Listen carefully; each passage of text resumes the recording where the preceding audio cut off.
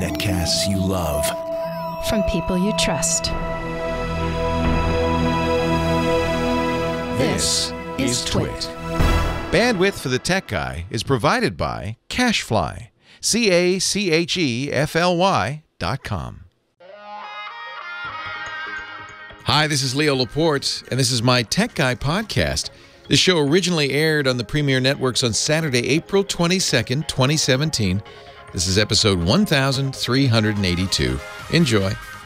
The Tech Guy podcast is brought to you by Square. Accept every card for the same rate and deposit your money fast with free chargeback protection. No commitment, no hidden fees. Sign up now and get free processing on your first $500 in sales at square.com/techguy. Some terms apply. Well, hey, how are you today? Leo Laporte here, the Tech Guy. Oh, it's that time. The Geek's Guide to the Universe. 80 and everything with a chip in it. Computers and the internet and home theater and digital photography and smartphones and smartwatches. Augmented reality. Boy, it was a big week for augmented reality. Facebook's developers conference, F8, said, you know, Facebook had said last year the next big thing was messenger bots. And what did they say? I think they said there's like 90,000 messenger bots now. 89,990 are useless, but there's, 10 probably moderately useful messenger bots. This year, they mentioned bots, but not so much. It was all about augmented reality, which is funny because Facebook bought, as you remember, or you may remember, 3 years ago, a little company called Oculus Rift. They spent more than $3 billion on it. And it's a virtual reality company. Virtual reality is the one where you don't see what's going on in the real world around you. You're wearing a screen on your forehead, on your head, with stereo vision, and it moves when your head moves. So it feels like it puts you in a room. It's like you put a hood on your head that only allows you to see this computer projection of a room. And you're in this room, and as you look around, as your head moves, it looks around. Okay. And the Oculus Rift isn't real good at moving forward or anything. It just, in fact, you can't really. So you're just looking around. And then they've added touch controllers. And the big thing they announced for Oculus Rift was something called Spaces, which you can get virtual in beta right now, which is a virtual clubhouse for you and your buddies that makes you feel inept. I can't, your arms are, because you are inept. You're in this very, weird space. You can't get ept in the current, system because these devices are just primitive. So you're inept. So I don't, I guess if your buddies are far away, right, and it's the only time you can hang out with them, it's dopey. It's dopey. So they did something with the Oculus Rift, but then they got all excited about augmented reality, and that actually is, to me, more interesting as well. Augmented reality, you can see what's going on around you. You're wearing, let's say, kind of basically like shades, like eyeglasses, right? And you're looking around, and you see the room and everything, except the computer is able to project, like a heads-up display onto those glasses, stuff into the room. So you can look at a chair, and it could project somebody sitting in the chair. Or your Minecraft creation on the table in front of you, or a hole in the wall. And that's kind of interesting because you're still in the real world, but it's the computer kind of projecting onto the real world, augmenting it. And I guess Facebook's all in on it. It's the latest thing, these tech companies. They're very trendy. They mostly because they're terrified, I think, of losing their supremacy. Facebook is definitely afraid that Snapchat's going to come along and become the social network for everybody under, 25, which means there'd be very little growth for Facebook, right? I suppose they could even put them out of business. Facebook knows that they practically buried MySpace. And Mark Zuckerberg, the founder and president and chairman and chief cook and bottle washer at Facebook is I think very nervous about Facebook and about about Snapchat and what Snapchat could do to it. And they tried to buy it. Remember, what Facebook's plan generally is kind of like Microsoft in the 90s. monopolies all work the same way. Facebook has not quite a monopoly, but a kind of an effective monopoly on whatever that thing it is. You know, your social network of getting together with family and friends. It's not, you know, you might say, well, Twitter, but Twitter is different, isn't it? Facebook is its thing. It's whatever that thing is. It has pretty much of a monopoly on that. There's no number 2 Facebook, like second best Facebook. And so they want to keep that. And so when somebody comes along like Snapchat, they get nervous. Instagram came along. A lot of people using that to share photos. That's one of the things people do on Facebook. So Facebook spent $1 billion, arguably more than it was worth, maybe not, and bought it.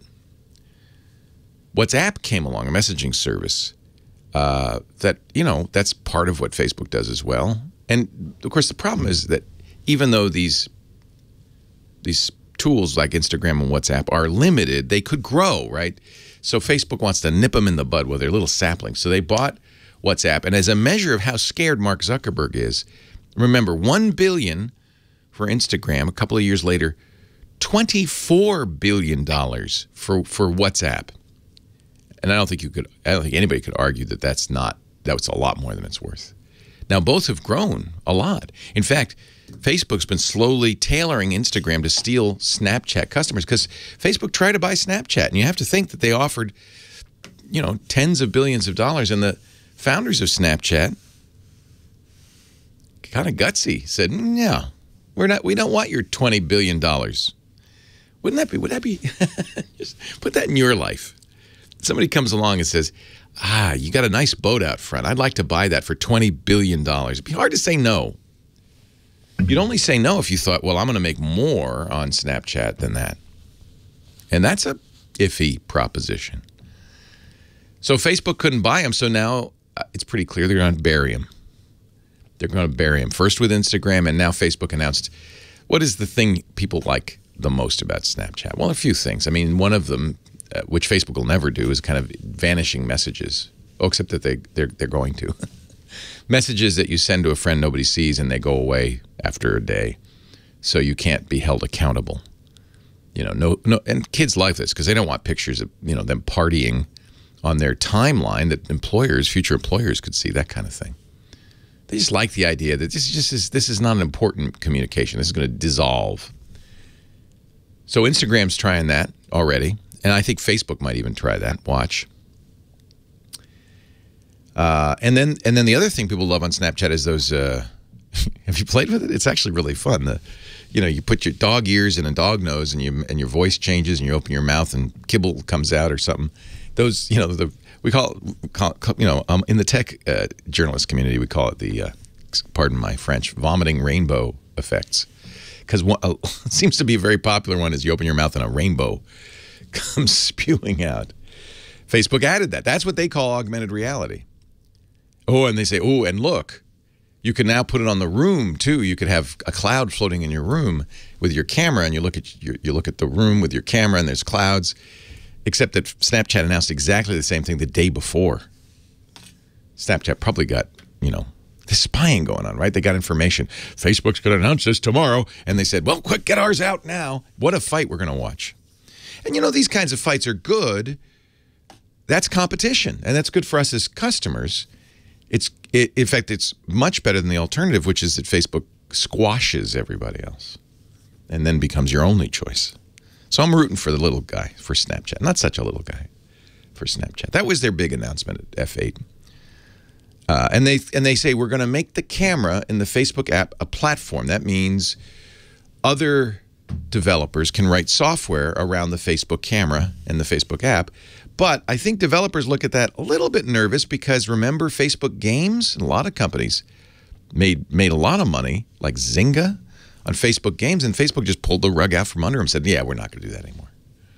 And they've done that numerous times. So I think developers might be saying, oh, well, there's a lot of money to be made here, but what if Facebook changes their mind and we're stuck? You can only do that so many times. Hey, I got the new Galaxy S8 Plus phone. It came on Thursday. I've been playing with it. Pretty much Friday was wasted fiddling with my phone. And I'll have a review. We'll also answer your calls. Heather Hammond's here. She's ready. 8888 Ask Leo is the phone number. Let's talk tech. Whatever's on your mind. 888-827-5536. Toll free from anywhere in the U.S. or Canada. Website is techguylabs.com. We've got a chat room there and more. Let's go to the phones right after this.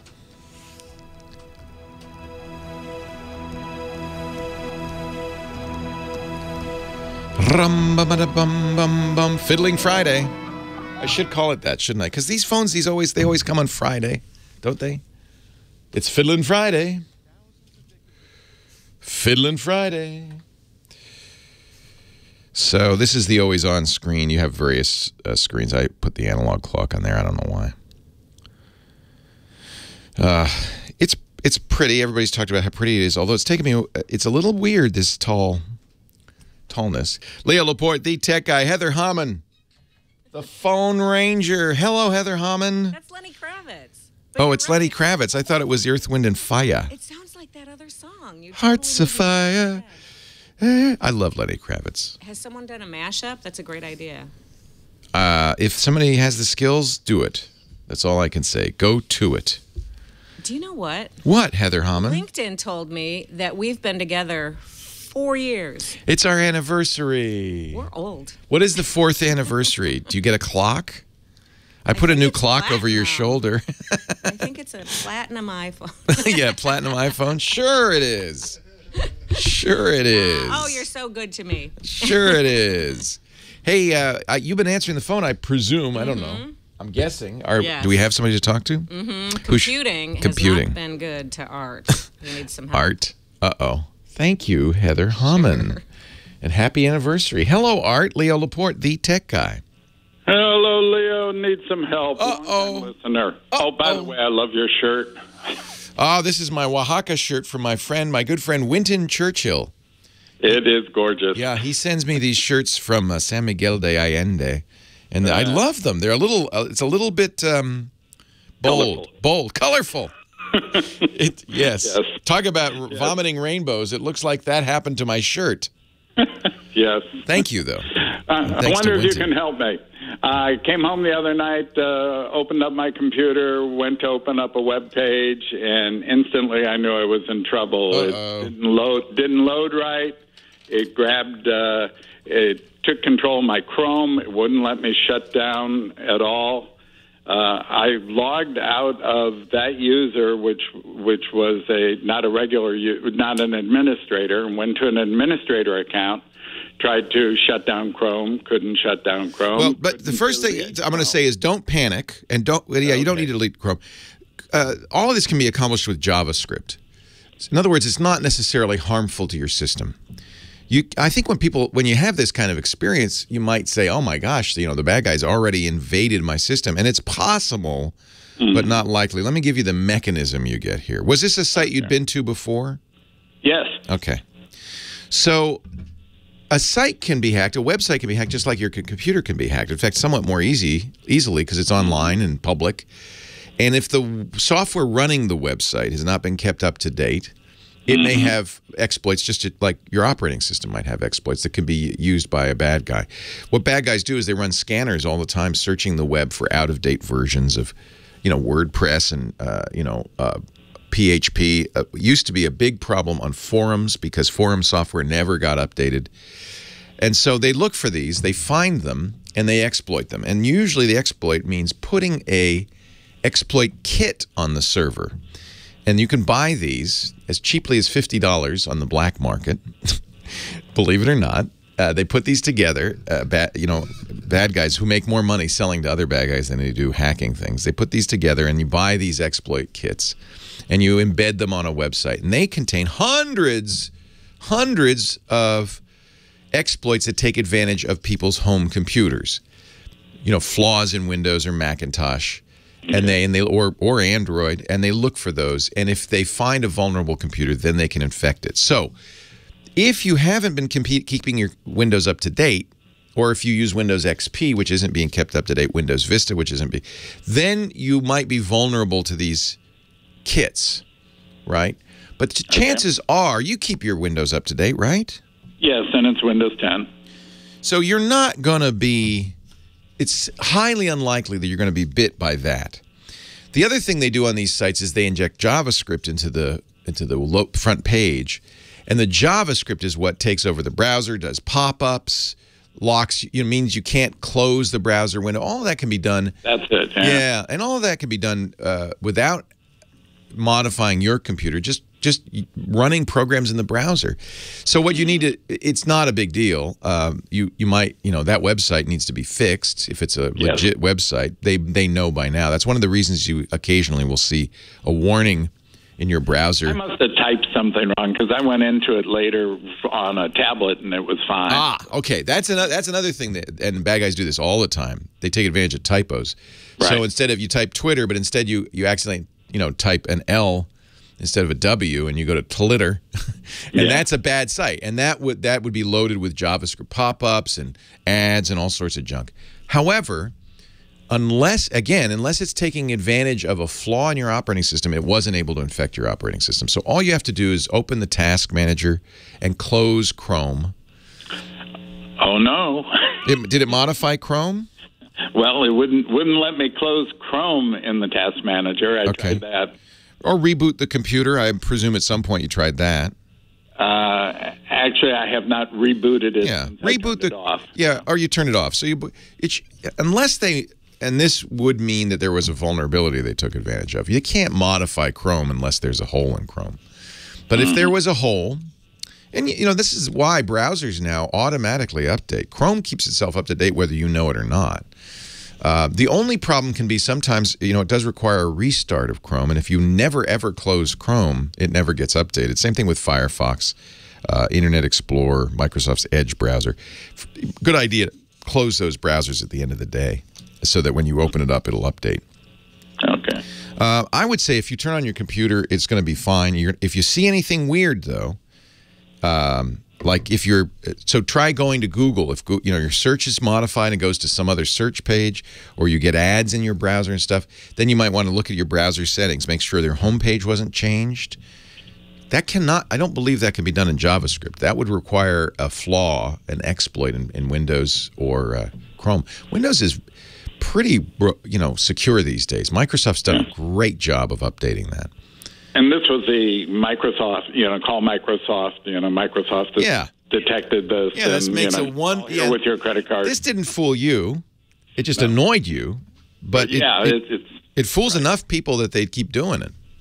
So I think you hit the nail on the head. There's probably a typo in the URL. All of the major websites, people have registered domain names that are near enough so that if you typed Google with 3 O's, for instance, you would get a malicious website. That's very, very common. But they can't do anything unless you're not up to date, and I think you're up to date. And I wasn't running as administrator, so they Again, you're safe. Oh, good. Art, I'm so impressed. I listen. You are locked down, so you don't have ransomware. Just to be sure. Carbonite. Oh, you're so safe. So just to be sure, unplug, if you're really nervous, before you turn the machine back on, just disconnect it from the internet. That's what I thought of. Yeah, okay. Turn it on and look around, and if everything seems normal, which it will, then you can go ahead and get on the internet. And I don't think you'll have any lasting effect from this. Well, except that I wasn't able to log out of Chrome. Yeah, they can hijack Chrome. That's not, they can do that. Your Task Manager should be able to kill it. That's a little interesting. Or you right-click on the icon and you force quit or whatever. If that doesn't work, well, maybe just look carefully and see. I think you're going to be fine. One quickie on your website, I saw something about bleepingcomputer.com. Good site. Is that a trusted site? Very trusted. Okay, because they talk about this kind of bite, but they give like 20 steps. And just turn it on first. Yeah, you don't need Malwarebytes or anything. Just try it first. Leo Laporte, the tech guy.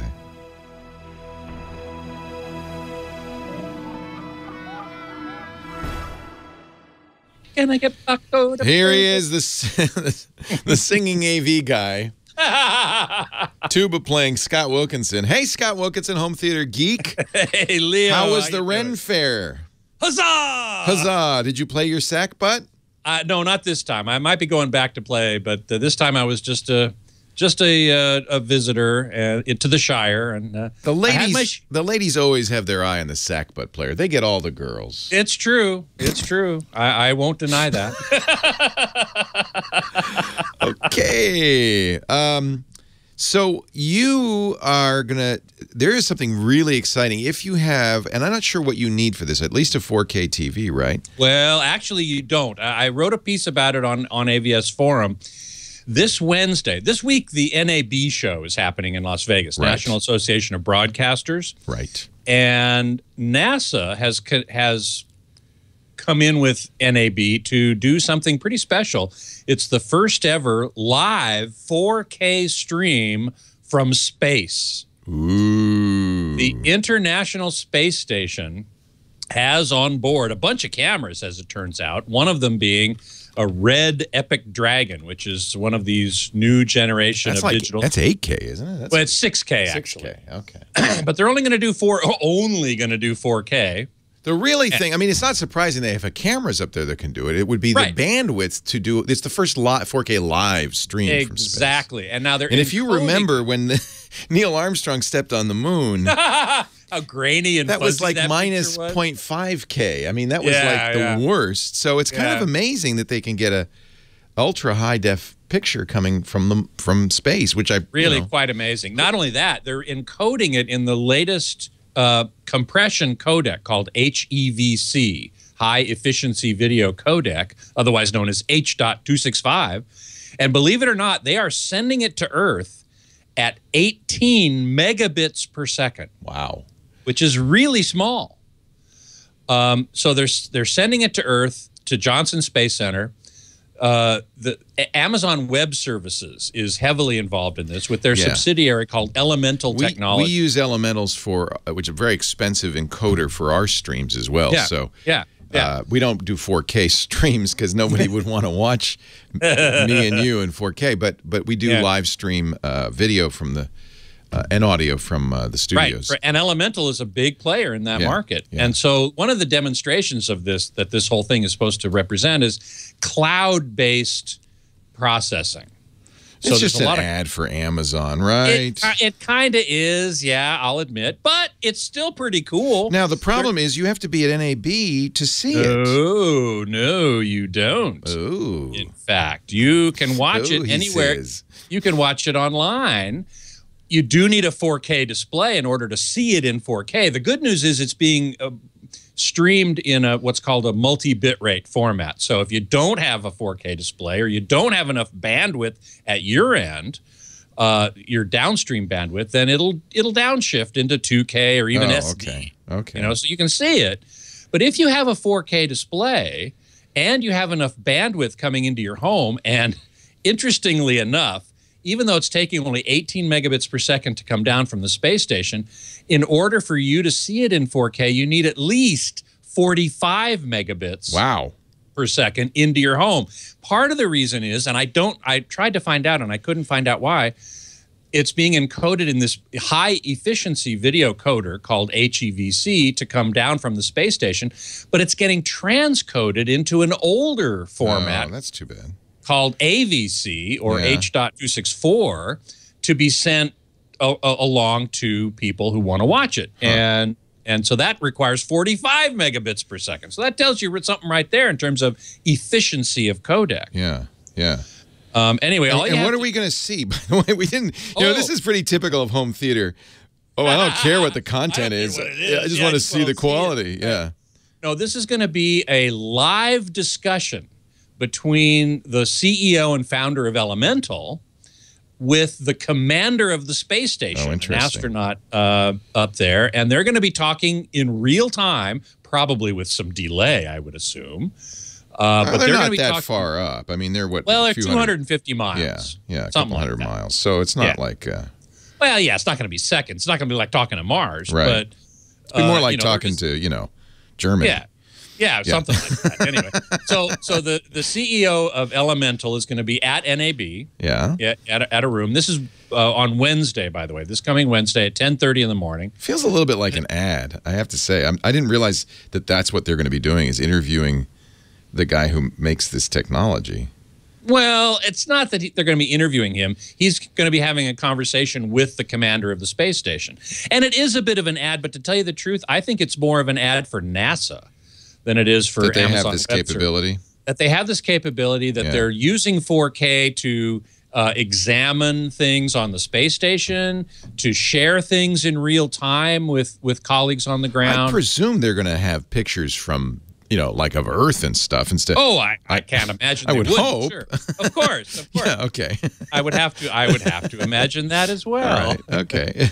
Anyway, so if you go to to avsforum.com, and the story is right there up near the top of the homepage. Do I have to have a web browser in my TV to watch this? No, you can do it from a computer and then send it to the TV. Send it to the TV. But yeah, will that? I wonder if that'll degrade this signal.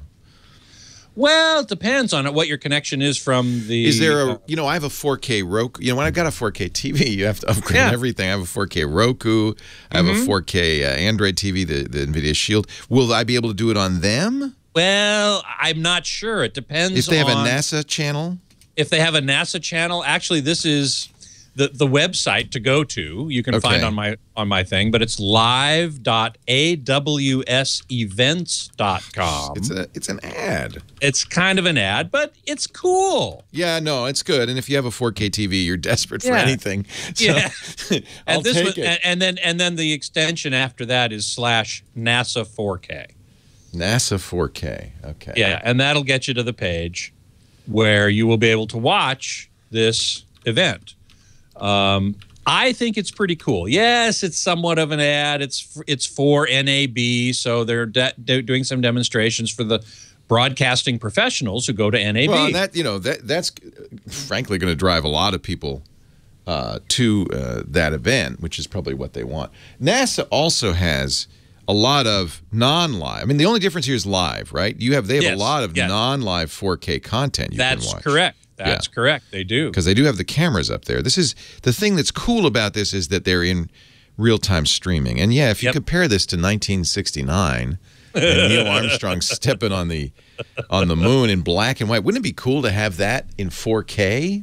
Oh man, it'd be awesome. Yeah, it would be awesome. Maybe when we get on Mars, we could do that, and by then it'll be 80K. I don't know what'll. Well, yeah, and it won't be live. That's for sure. Yeah, because of the delay. Well, it could be live. It just won't be two-way live. Yeah, right. Yeah. Well, there was a 7-second delay to the moon. I mean, it's yeah.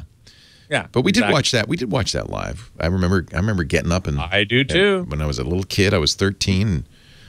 Watching that July 1969. I'll never forget that. That was a big deal. Yeah. So maybe there's a generation coming that they're going to have that memory for the first step on Mars. Yeah, won't that be amazing? Right. That'd be very The delay here is not only because it's so far away, the space station. It's not that far at 250 miles, but it's all the processing that's going on. Yeah, it's the decoding and the recoding and transcoding. So if you watch our stream, you're going to watch it about 20 seconds, give or take, delayed because we have to churn on it to get it small enough so that we can send it down the pipe. That's what the Elemental does. Scott Wilkinson, read more at his website, AVS Forums. No, one forum. avsforum.com. I can remember. And listen to his podcast, twit.tv/HTG. Thanks, Scott. My pleasure. Leo Laporte, the tech guy. More calls right after this.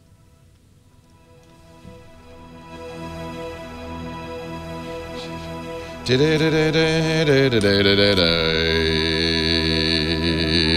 ha ha ha. All righty, Scotty. All righty. Chip CDM 4K from space. That'll drive the aliens crazy. The guy from Elemental talking to the commander of the space station. Yeah, That's a Twitch show. That's a Twitch show. It is. Talking Heads. No, I hope they're going to point the cameras outside and out the cupola. They call it. We'll be watching it, of course, but. I'm a little disappointed that it's so much of an ad for Elemental. I did not realize that. Wow. Those things, our Elemental, what was it, $25,000, $35,000? And it's expensive. It's just a PC, really. But it has special proprietary software. Special stuff. Yeah.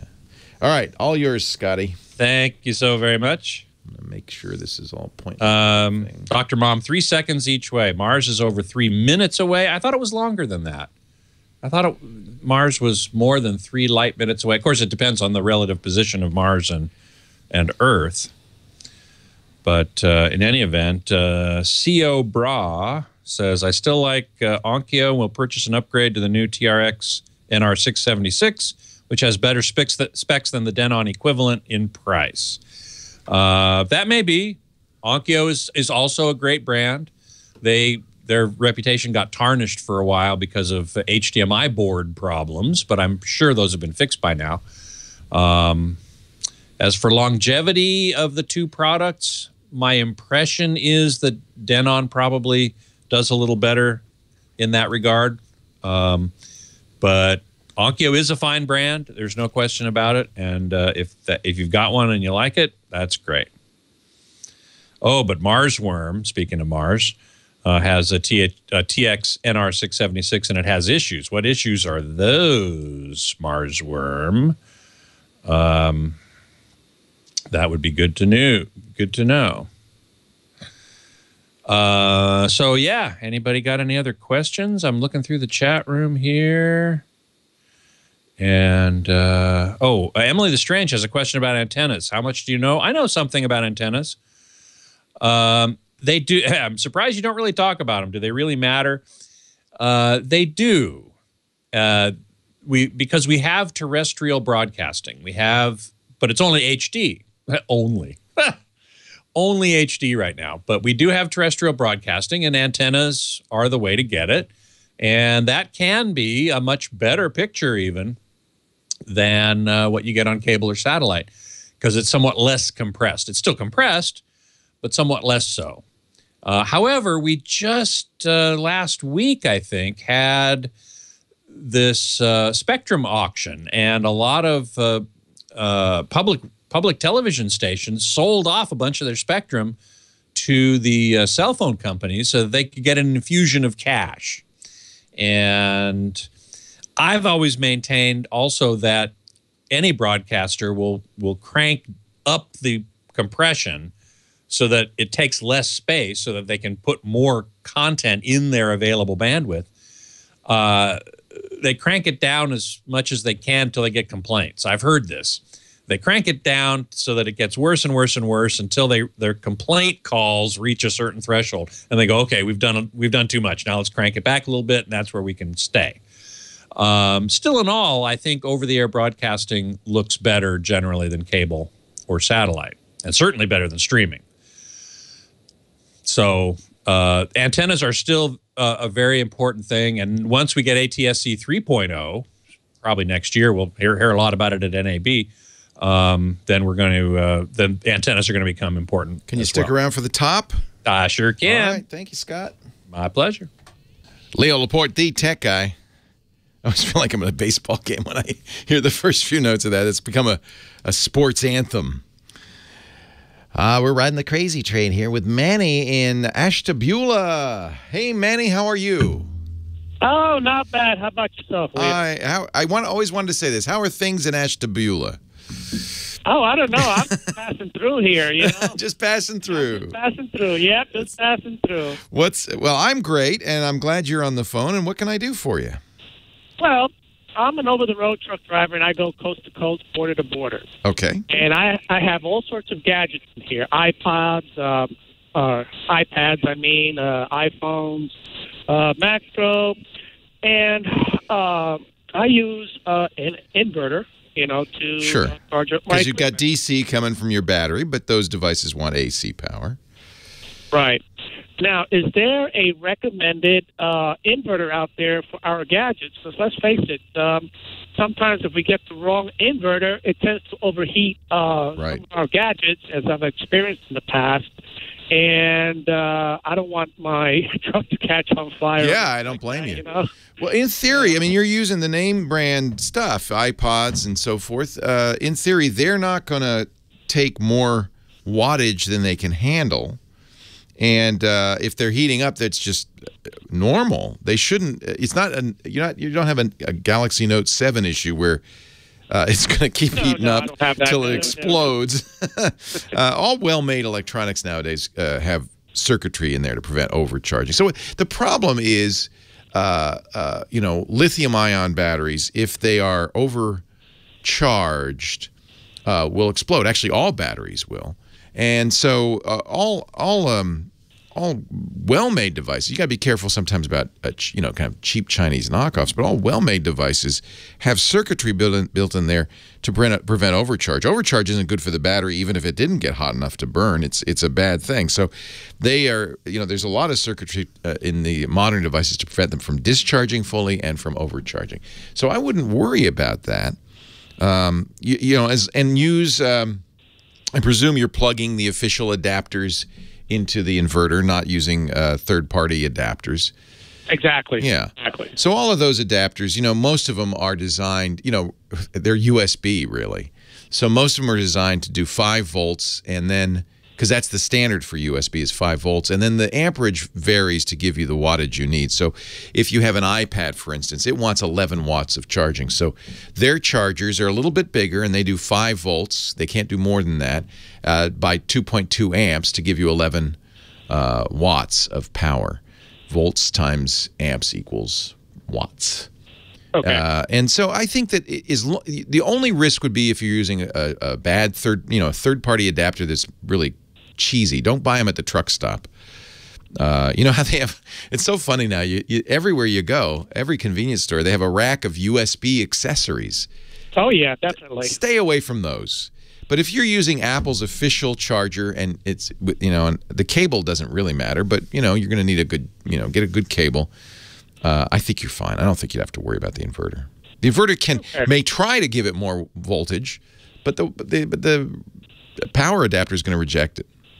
It's only going to take what it needs. That's good to know. Yeah, it's like a pipe. They always use plumbing as an analogy for electricity. You got a narrow pipe. You can't really do much to make it to gush power through it. It's going to slow you down. Okay. All right. I don't know anything about, and I say that because I'm punting because I know nothing about inverters. But if anybody does and wants to call and talk about what are the best inverters, I would welcome that. 8888 Ask Leo, and keep listening. And drive safely, man. It's nice to hear from you.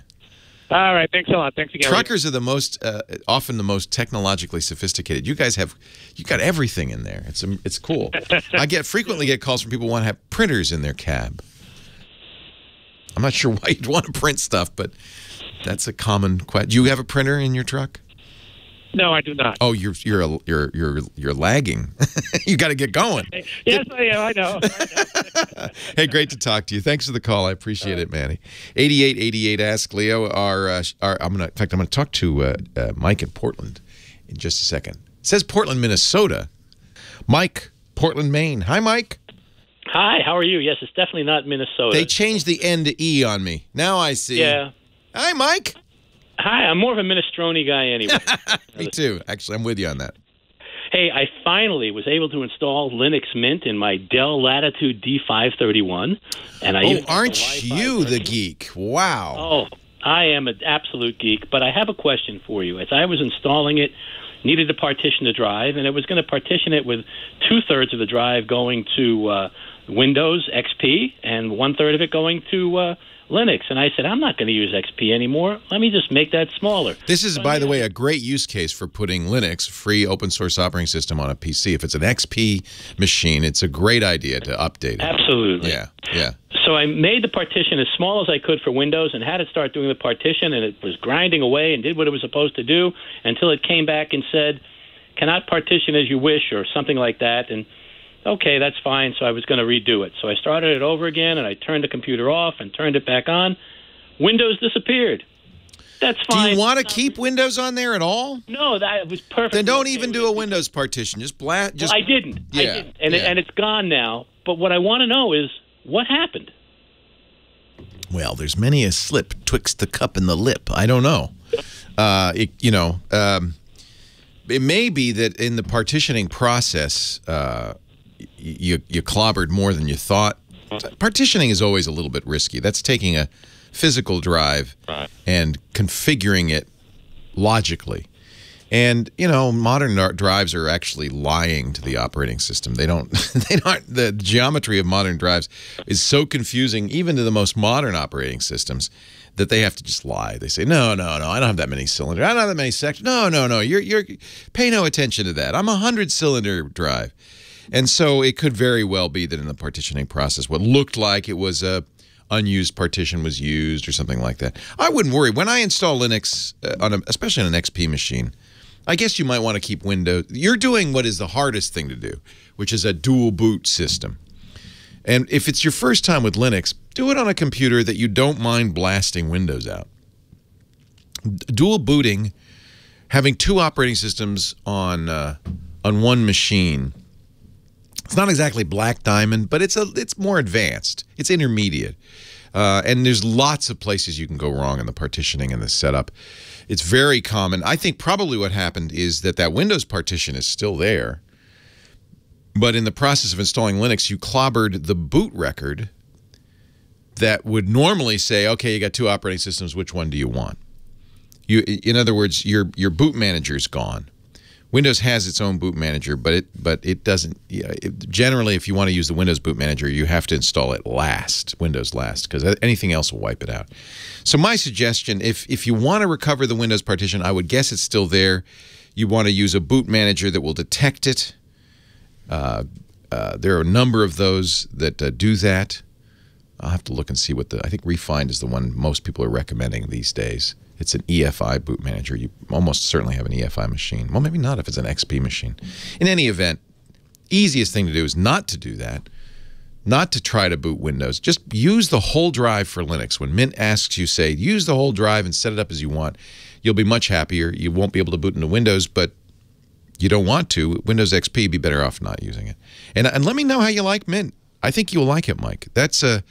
Mint is the Linux designed for Windows users, basically. Ubuntu and Mint. Mint is kind of on top of Ubuntu. Are easiest to use, easiest to install, and a great place to start in your Linux journey. Leo Laporte, the tech guy.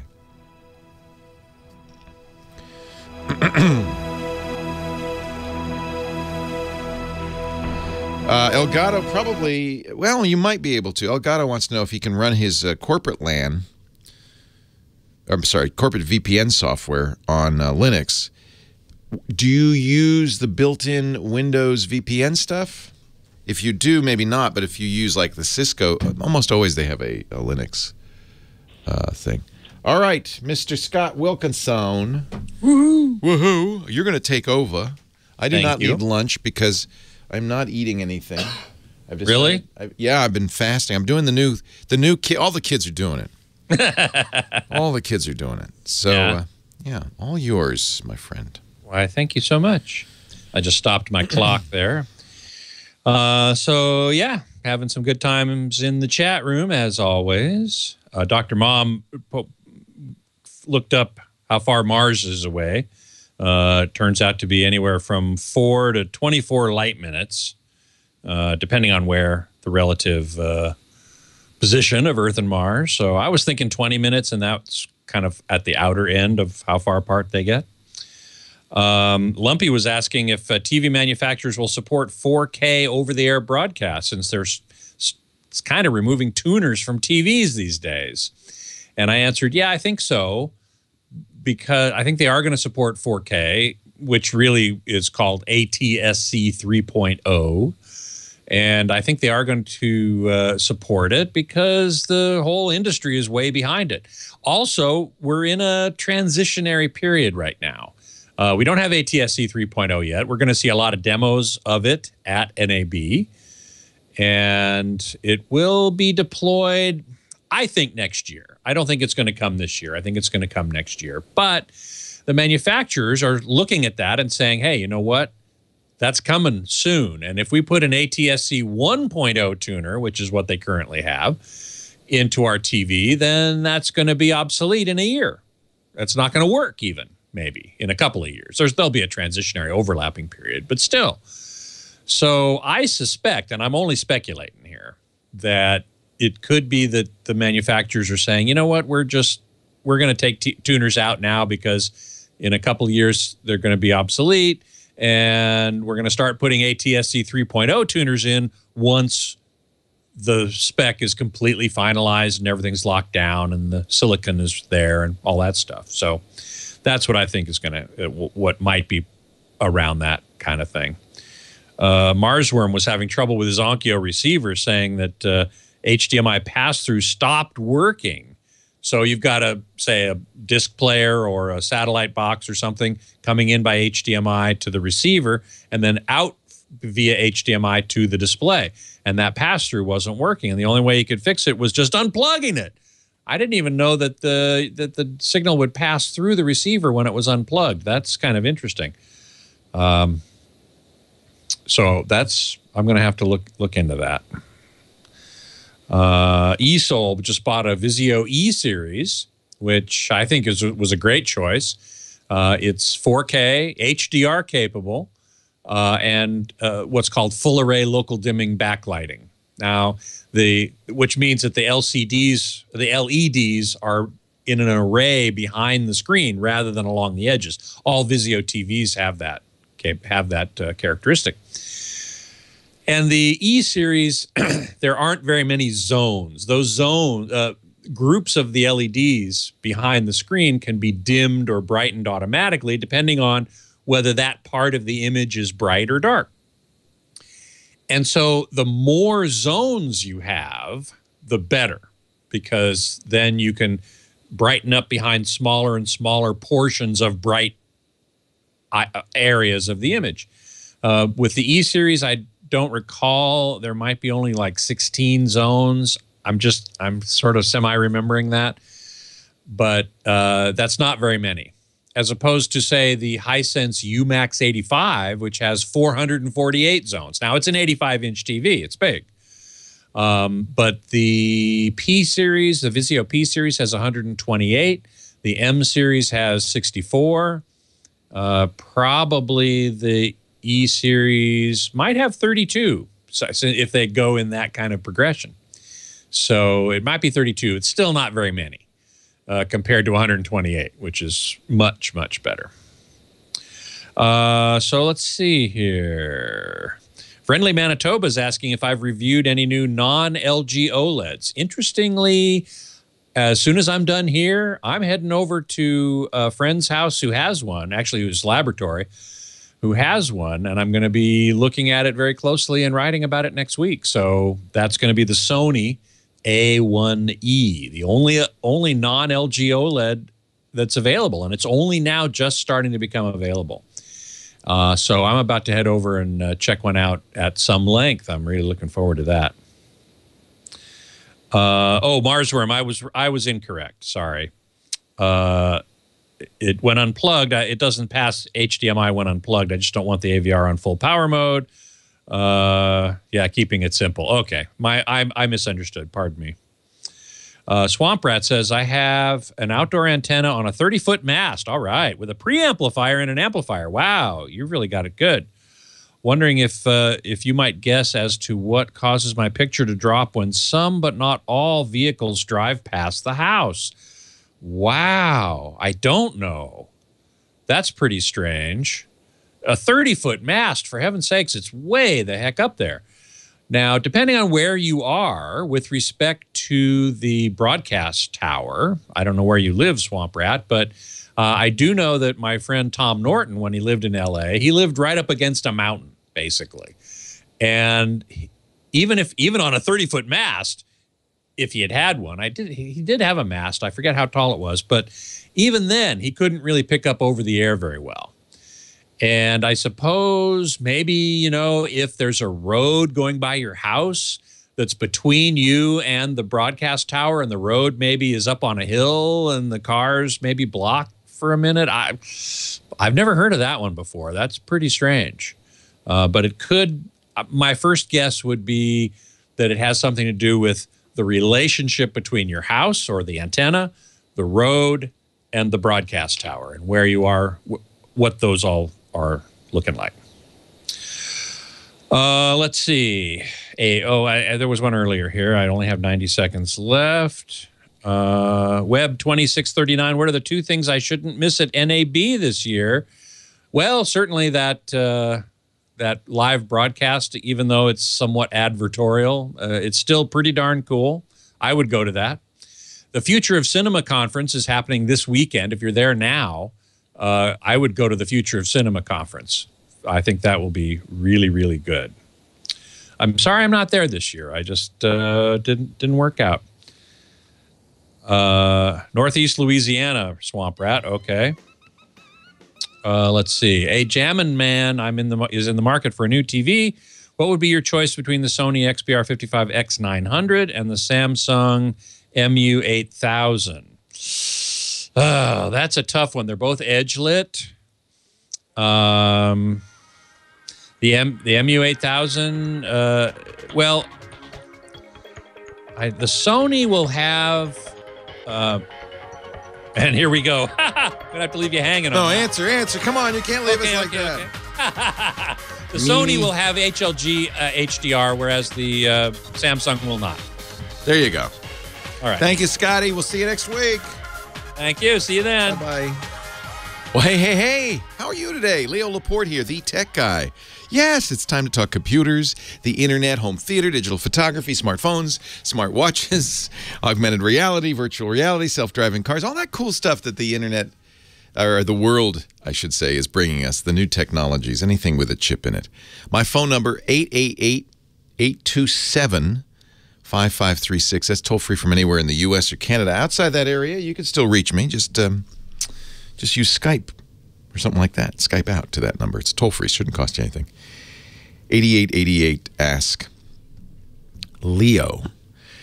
So I got the new Samsung Galaxy. I got the S8, and I would recommend if you're going to get this to get the S8, which is bigger, except it's not bigger. It's hard to describe. If you get a chance to go to the phone store and look at the new Galaxy S8 phones, you can choose the sizes. But what's interesting about the S8, which is, they call it a 6.2-inch screen, and technically it's 6.2 inches diagonally, but they've done a weird aspect ratio, and I think this might be smart, maybe not. It takes a little getting used to. It's taller than previous phones, and so that's one way they get more screen real estate into there. Now that's a little strange. Some applications don't use it all, and if you watch video, widescreen 16:9 video, you'll have black bars on the sides because it's not 16:9. It's more like 16:8. It's kind of a weird aspect ratio. But the reason they do that is you can have a lot of screen but hold it in one hand. It's narrow, and it kind of looks narrow. Beautiful screen. Of course, Samsung really has mastered the Super AMOLED screen. This is as gorgeous a screen as I've ever seen. Super bright. The blacks are very dark. It's curved, but not as curvy as the previous S7 or the Note 7. The curved screen doesn't go all the way. The Note 7 and the S7, you had a very tiny little frame outside of it. This has a little bit more metal on the edge, makes it easier to hold. So, the curve is more aesthetic than it is giving you screen real estate, but it is aesthetic. And this is by the way, I think that going to be the standard for phones going forward is bezel-less, they call it, design, which means almost no frame. Just a tiny little frame at the bottom and the top and nothing on the sides. So the phone is almost all screen. The new iPhone, that's the rumors, the new top-of-the-line iPhone will be all screen. LG has done that with the G6. I think more and more you're going to see bezel-less screens. We've got the technology. And then that way you maximize screen size without making a giant phone. This S8 Plus, which is the 6.2-inch version of the Samsung Galaxy S8, is actually not bigger than the iPhone 7 Plus, which is only a 5.5-inch screen.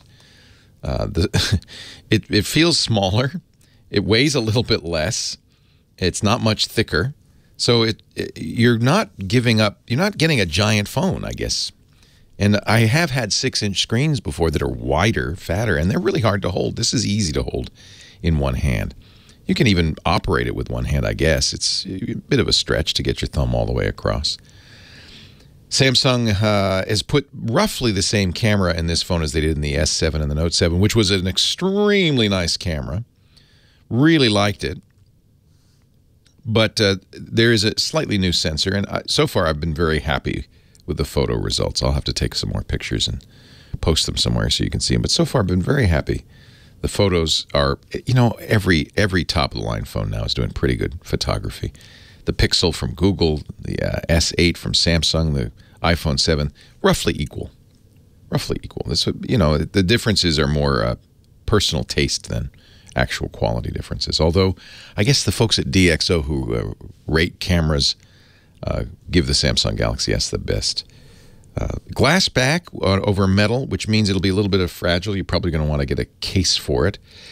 I'll tell you some of the negatives. In order to make it a bezel-less display, they had to take the fingerprint reader and the home button off. There's no physical home button anymore, just the on-screen home button, which is fine. I don't mind that. But they had to put the fingerprint reader somewhere else, so they put it on the back, and they did not do as good a job on the back as, say, Google, which Google has a nice fingerprint reader right in the middle of the back. It's very natural when you hold the phone to tap it.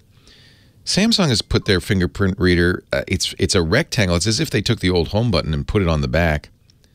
And it's right next to the camera, which means I hit the camera almost every time. It's hard to hit their fingerprint reader. I get frequent fail. I have to try again. So it's not as fast. They have added face recognition, which works almost instantly. Iris recognition, which is as good as in terms of security as fingerprint reading and works very quickly. So you have other ways to unlock the phone, but you still want that fingerprint reader to work for Samsung Pay, Android Pay, and other things, and I wish it were a better fingerprint reader. They've also added a new button. There's the traditional volume rockers and the on-off switch, but they've added a third button. They call it the Bixby button. You press it, and it launches Samsung's assistant, Bixby. Well, supposedly it's not launching it right now. Hey, Bixby. Well, it doesn't matter because Bixby's not ready for prime time anyway. The voice assistant part isn't there. Samsung says, oh, we'll get that later. We couldn't get it in time. So right now what you get is a series of cards much like the Google Now cards, almost identical.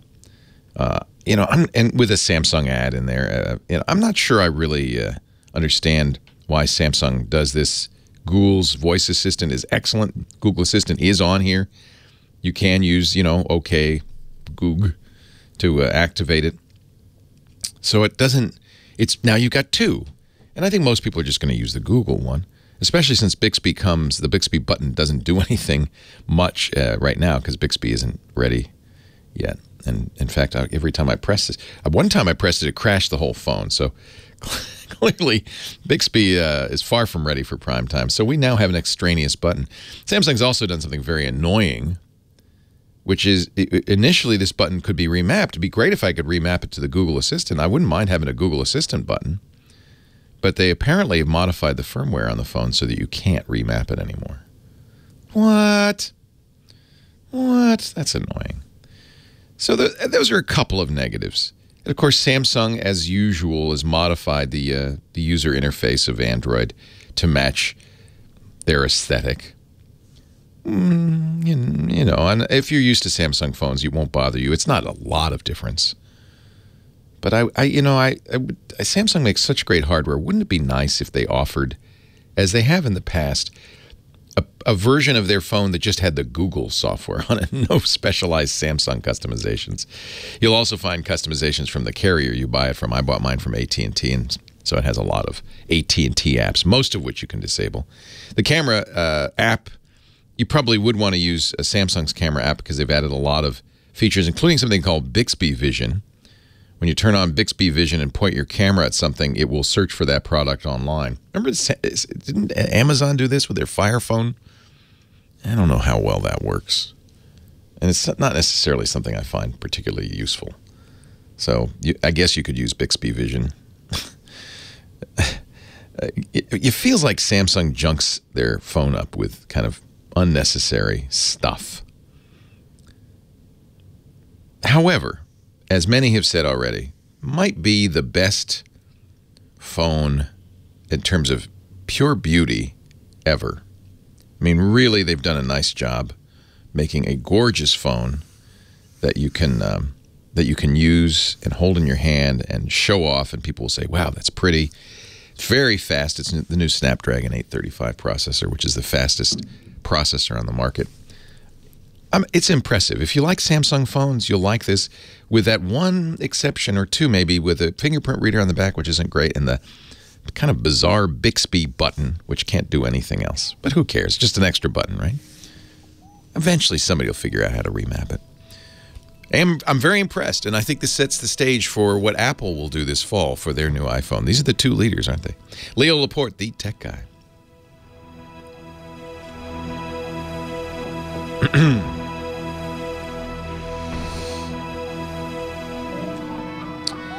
It's going to be breakable, and so as always, I buy a little plastic sheath. You know, these are cheap, and they protect it. Leo Laporte, the tech guy. Should mention there's no replaceable battery in this Samsung, and if you're worried about Samsung phones exploding, I think these are probably the safest phones on the market now, because the last thing Samsung can afford is another Note 7 debacle.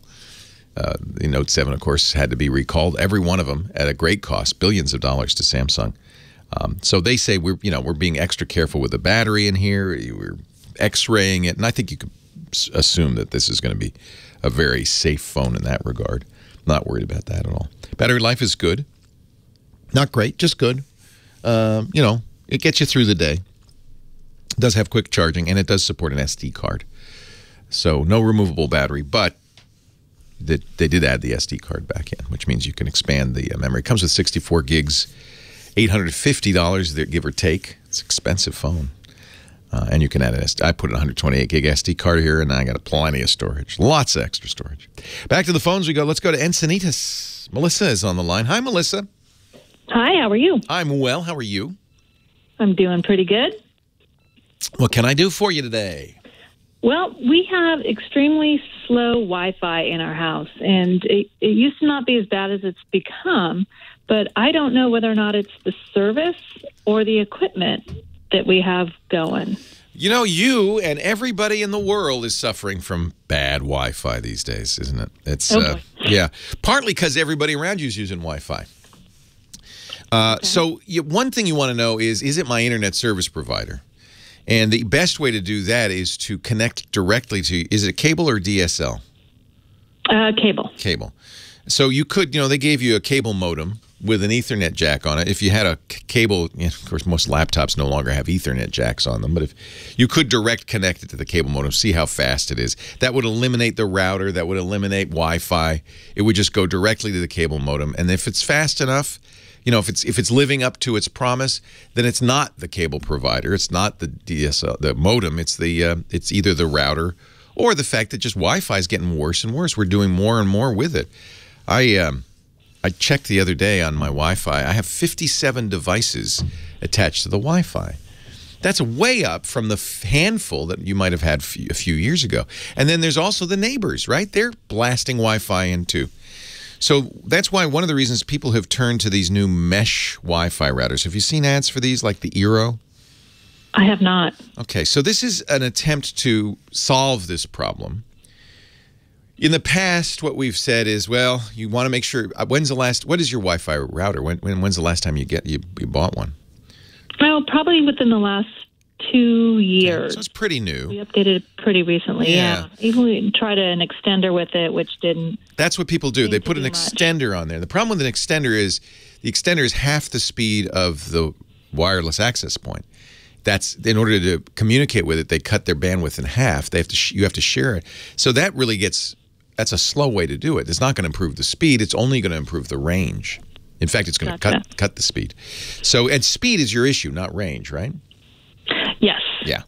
So my recommendation is to take a look at these. They're pricey, but they do solve this problem, these new mesh routers. And the idea is they're like an extender. You have a base station, and then you have units spread throughout the house. The idea, though, is that they don't cut the speed of the extended units, the satellite units, by half. They're full speed because they use a special back channel, and they do a lot of optimization. They kind of pay attention to what devices are attached to which of these various base stations, and they optimize. They're pretty good. Eero kind of pioneered this. Actually, in the consumer mode, there's a company called Ubiquiti that's been doing this for business for years. Ubiquiti has a consumer version called Amplify. There's Eero, E-E-R-O. There's VLOP or V-E-L-O-P from Linksys. Netgear has something called the Orbi. Everybody's doing it. But I'll tell you the ones I've been very happy with of late. And I think I know why. So one of the things these new mesh routers do is they choose the channel and the frequency. There's two Wi-Fi frequencies you can use, 2.4, or bands. You can use 2.4 gigahertz and 5 gigahertz. And the nice thing about 5 gigahertz is it doesn't travel very far. Why is that good? Because your neighbors aren't going to be interfering. You're not going to see their 5 gigahertz signal, nor are they going to see yours. But that means you need to have a router in every room because it doesn't go through walls very well.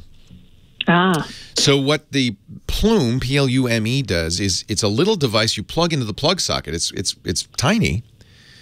And you put one in every room you want Wi-Fi. They're about $50 each. And then, of course, you have one connected to the cable modem. And it creates a mesh network and little pools of 5 gigahertz. They do 2.4 as well. But the 5 gigahertz works really well. And if you have devices, and most modern devices will work on 5 gigahertz, then you get really great performance and great connectivity wherever you are in the house.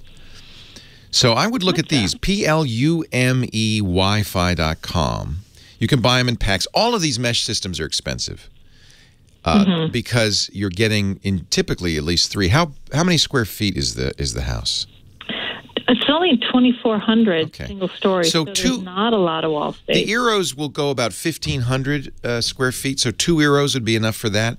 Plume's a little different. You want to put one in the, like your living room, bedroom, office, wherever you're going to use the Wi-Fi. So start with probably a house that big, 3 would be fine, and then expand out. But you'll see now we're spending $300, give or take, for Wi-Fi, but it does solve the problem.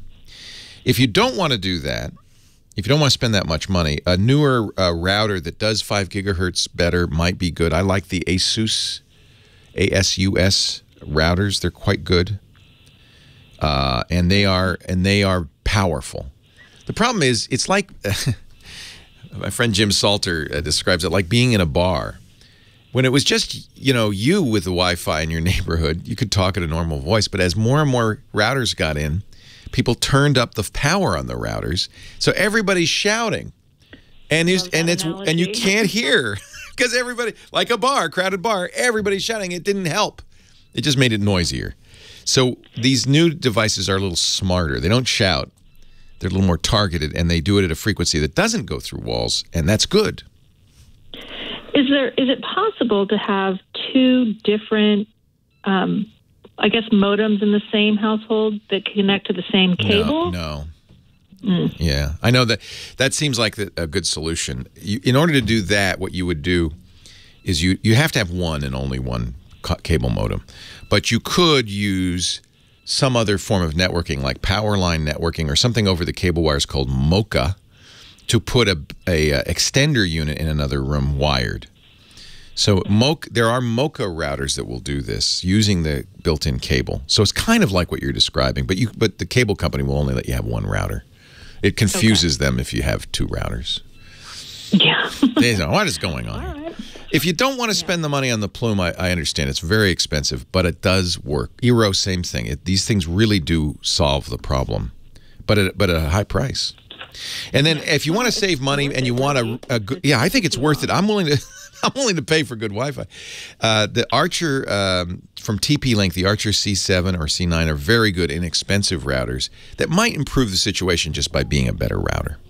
But if it's really an intractable problem, I think these new mesh routers really are great. I've tried them all, by the way.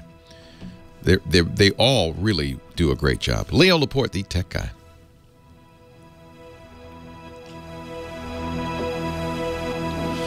Yeah, and of course you want to eliminate the ISP first. That's why I suggested connecting directly to the cable modem, because if it's the ISP, nothing's going to fix it. Right?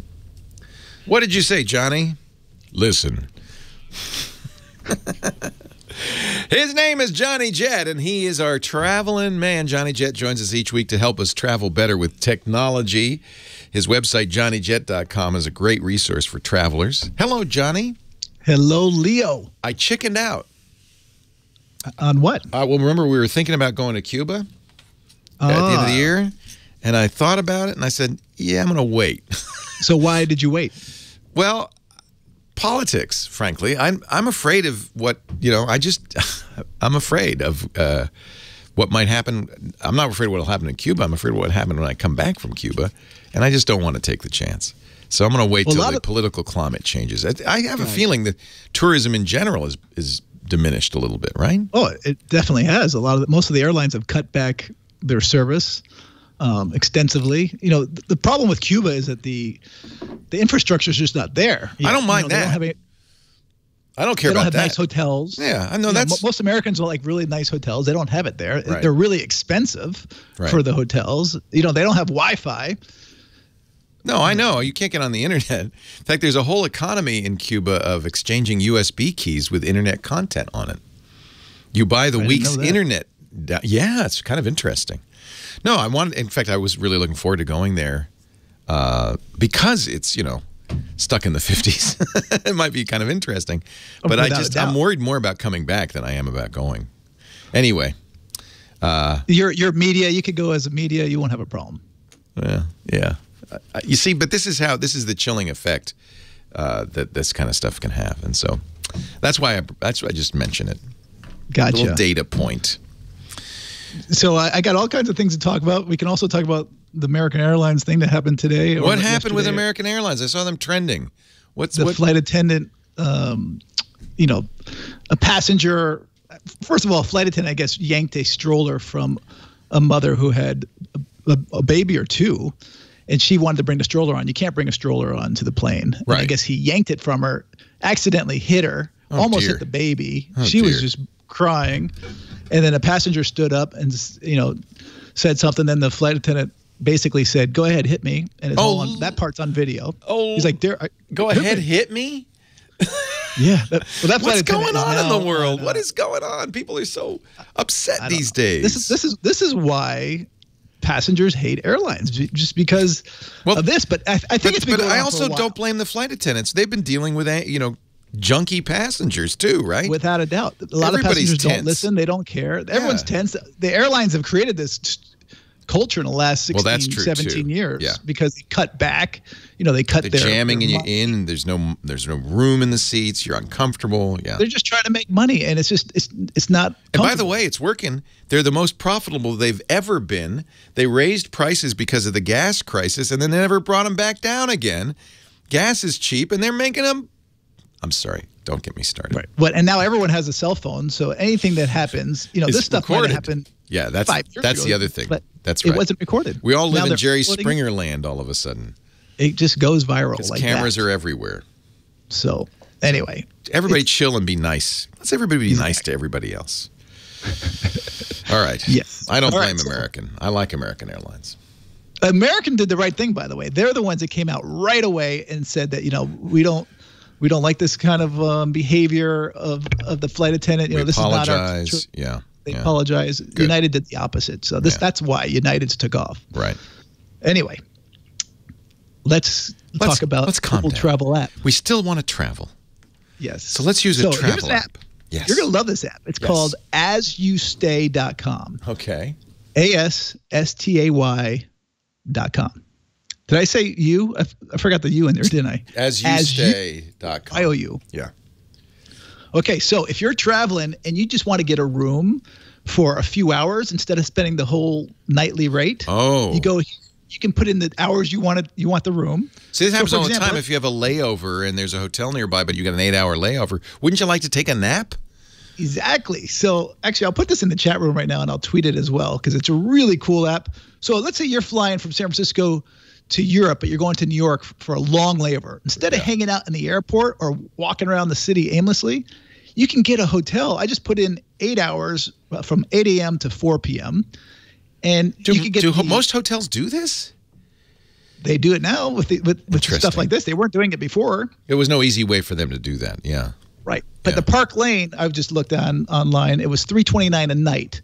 But if you put in from 8 a.m. to 4 p.m., it was only $169. And if I put in less hours, it went down by like $5 I've actually, in cases of long layovers, booked a room overnight just so I'd have a few hours to sleep. It's really a luxury. And a lot of airports have hotels right there. Right, but for sure. But you want to go in the city, and you don't want to bring all your bags with you. So, having having this option that's not that expensive. I mean, spending $350 a night for a room, you don't really want to do. But on this, I was finding rooms for $84. Yeah. For a day, and that's reasonable. Why don't airports just do this? They would be so smart just to put 100 rooms in the airport. I guess there are airports with hotels in the airport. Oh, for sure. I mean, most of them have it. Like in the airport. I don't mean like outside. I know.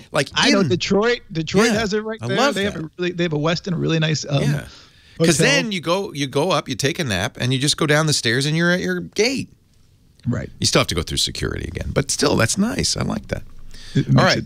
AsYouStay.com, and it's for iOS and Android. Yeah, and they do all kinds of, they'll do boutique properties, and they also do the chains like Carlson, Choice, Hilton, IHG, Marriott.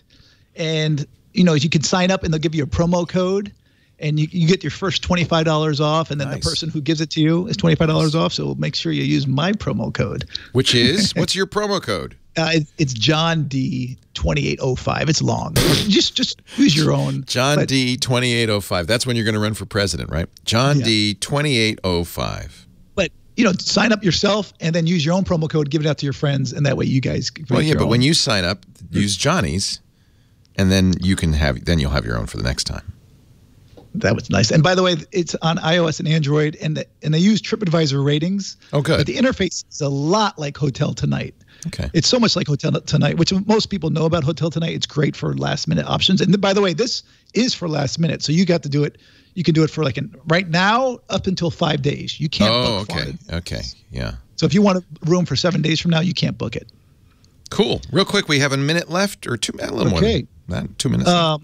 This is a fun website I learned about this week. I'm sure you even talked about it before on a different program. Auto Draw. AUTO. This is a Google experiment. It's so cool. Exactly. Yeah. Awesome. If you're bored on a plane or in your hotel room, which doesn't seem to happen too often these days, this is a really fun website to take your mind off of things and you would need internet access to do it. It does require internet access, but yeah, this is neat. So you sketch something, and it says, "Oh, that looks like an airplane." Let me see if I can draw an airplane. I'm not a very good sketch artist, so I'm going to draw an airplane here, and it's not very good, but they say, "Oh, did you mean this? An airplane? Or this? Or this?" And then you get or a camel. I don't know why I'm getting a camel, but they've run out of airplanes, obviously. But isn't that cool? Yeah, autodraw.com. It's a Google experiment, and it's, I guess, artificial intelligence, right? Because it's recognizing what you're drawing. It's pretty fun. That's neat. There's an airplane and a happy face. Just for you, Johnny Jett. now look at you. You're a really good drawer. I'm a really good drawer. Artist. You'll find Johnny Jett, of course, at his website, johnnyjett.com, and on the Twitter, @JohnnyJett, and on the Instagram, Johnny Jett, and at many travel expos. Where's your next travel expo? Actually, we're just finished reading. I've finished speaking at all the conferences. Now I'm just traveling for. Now it's just fun. Now for fun. Great. Thank you, Johnny. We'll see you next week. Take care. Leo Laporte, the tech guy. More of your calls coming up. 8888. Ask Leo.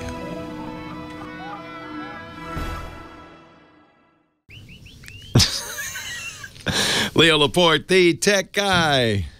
Michael Cozio, our musical director, spinning the hits. Heather Hammond, the phone ranger, answering the phones, and you. Thank you for being here. Our website, techguylabs.com. That's where all the links Johnny mentioned and links to things I mentioned, answers to questions. Everything gets up on the website, and it's free. No sign up. techguylabs.com. We even put audio and video of the show afterwards up there so you can see my shirt. 8888 Ask Leo. Patrick, Indianapolis. Hi, Patrick. This is normally where I would be saying, "Greetings from the chat, Mr. Mayor. MacMan here," but I'm not online right now. Hey, MacMan. Yeah, we haven't seen you today. Yeah, it's quarterly computer cleaning, so everything's disassembled and turned Hey, that's a good idea. So you take the whole thing apart, you physically clean it, blow out all the dust. Mm-hmm. Do you work on the hard drive, like reinstall Windows and all that stuff, too? Not quarterly. No, I do that every year. That's a good idea, though. Yeah, you don't need to do it quarterly, but I think, in fact, I don't think, you must have pets. No, it's actually because I have my own. I have problems with my allergies, and because my mother was a smoker for so long. Oh. Now that I'm living on my own, I still have occasional problems with crud. So yep. That's just every once in a while. Yeah, if you smoke around a computer, you'll be amazed when you open it up. That's why Mom's computer is wrapped in gauze. You know, my first book that I was writing with Gina Smith, one of the tips, it was a question and answer book, and one of the tips was how to keep dog hair out of your computer by stretching pantyhose over the fan intake. And and because of that, we wanted to name the book, How Do I Keep the Dog Hair Out of My Disk Drive? But the publisher went with 101 computer answers you need to know instead. And I blame them for the lousy sales. What can I do for you, McMahon? Well, I'm now, like I said, I'm in my own apartment here right now while I'm working down in the seasonal job here. And I've got a PS4 Pro. And I'm playing Skyrim Special Edition on it, and it's a beautiful game. But I have it on my PC, and I'd like to play the PC version because it has mods. And I'd like to also use the 4K part of my nice 4K TV. And I'm wondering what the rate of signal degradation is if I run I'd have to run like a 30-foot HDMI cable from the computer to the TV. 30 foot's okay. Get a good cable, but 30 foot's okay. Okay. That's about the limit. I wouldn't. That's 10 meters. Most experts say after 10 meters with HDMI, you're going to get some. Remember, it's digital, so the kind of degradation you get is a little bit weird. But they even make cables, HDMI cables, designed to go even farther, specially shielded and so forth. But 30 feet, that's about right at the limit of what you'd want to do. That's fine. A 10-meter HDMI cable will be fine. Okay. And even with a 4K signal, that should still be fine? Oh, absolutely, yeah.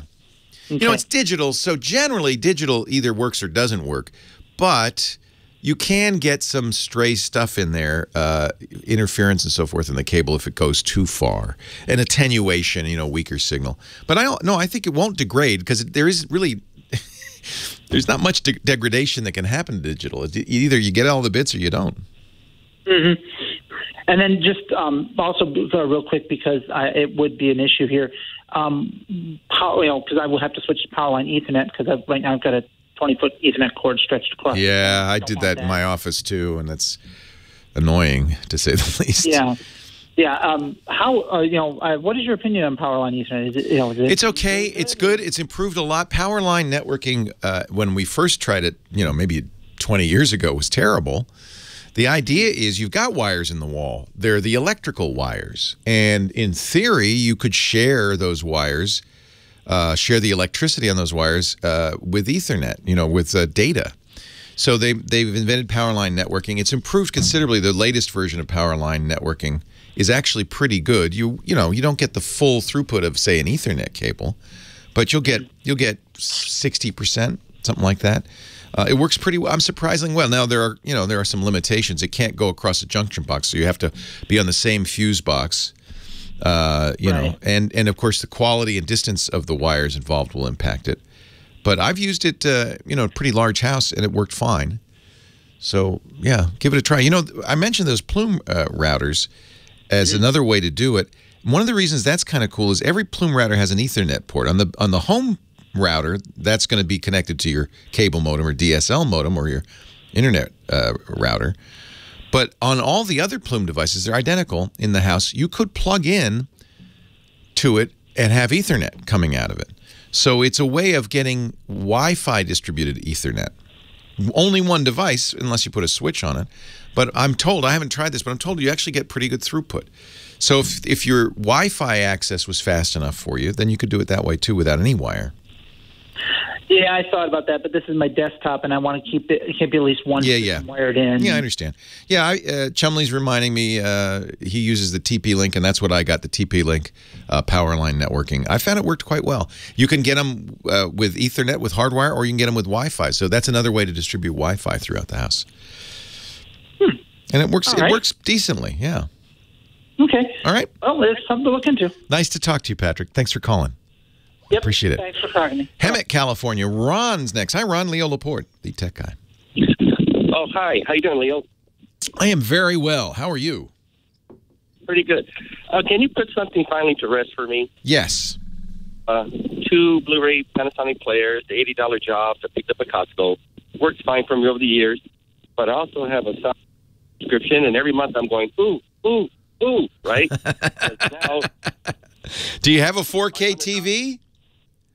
No, I just have a regular Panasonic Plasma 1080. Then there's no benefit. You just the regular Blu-ray is all you need. If you're talking about getting a new UHD Blu-ray player?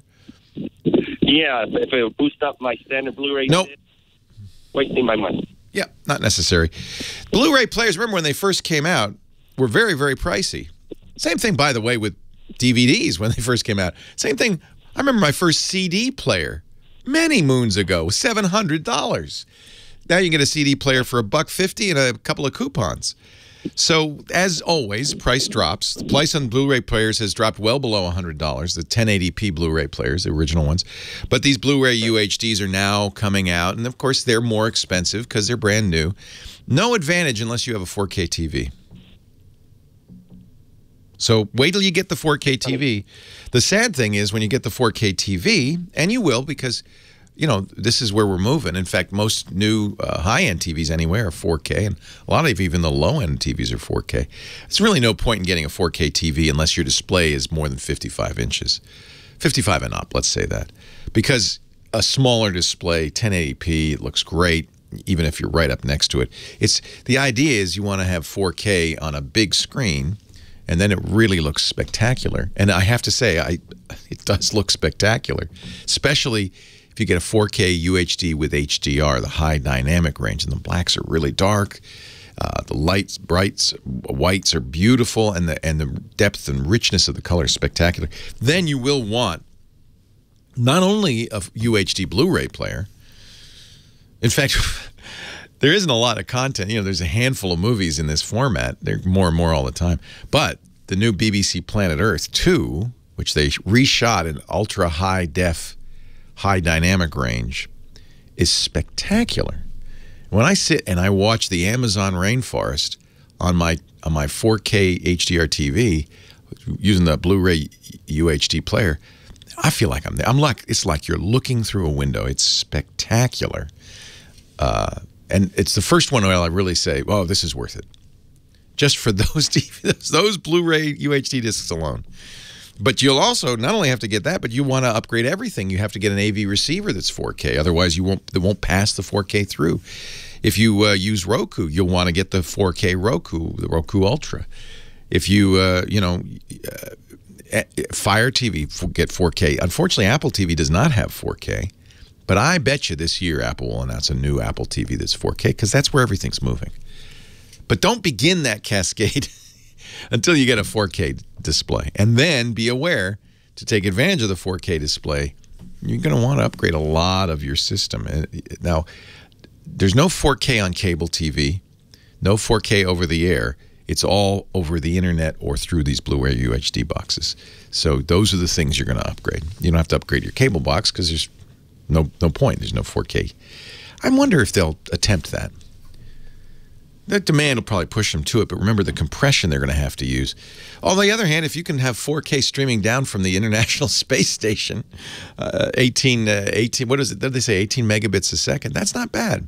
Many people have internet speed fast enough to see 4K like that. So these new compression technologies, H.265, are very good. They're very good. So, you know, maybe we'll get more and more 4K stuff. I suspect we will.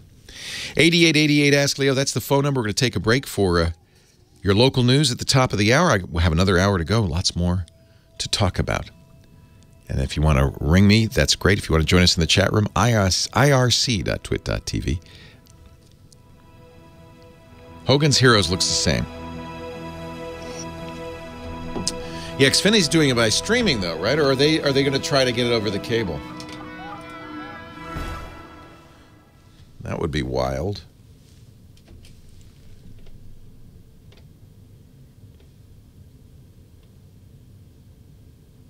It's only available. Oh, yeah. It's an app, right? I did this with what was I trying to watch in 4K? Oh, the Olympics ceremonies on my Comcast, and it just froze every 5 seconds. It was unwatchable. You need to have a Samsung or LG Smart TV. I have an LG. and you're using an app. So it's not coming. Is it coming over the cable? Actually, I don't know. Here's the phrase you want. We are currently working on a new device that will allow our X1 customers to view more UHD 4K content. So I don't know if it's coming over the cable or it's coming over the internet. My guess would be the internet, right? Thank you, Tommy. Wow, UHD Blu-ray player. Well, yeah, I got my UHD Blu-ray player as a Xbox One S. Not difficult. Our show today brought to you by, I love this, Square. Do you know about this Square? I remember when Square first came out. I was so excited, and they were offering their free Square card reader, right? You plug it into the headphone jack, and you could take credit card payments. It was huge, and I don't even had any use for it, but I immediately got one.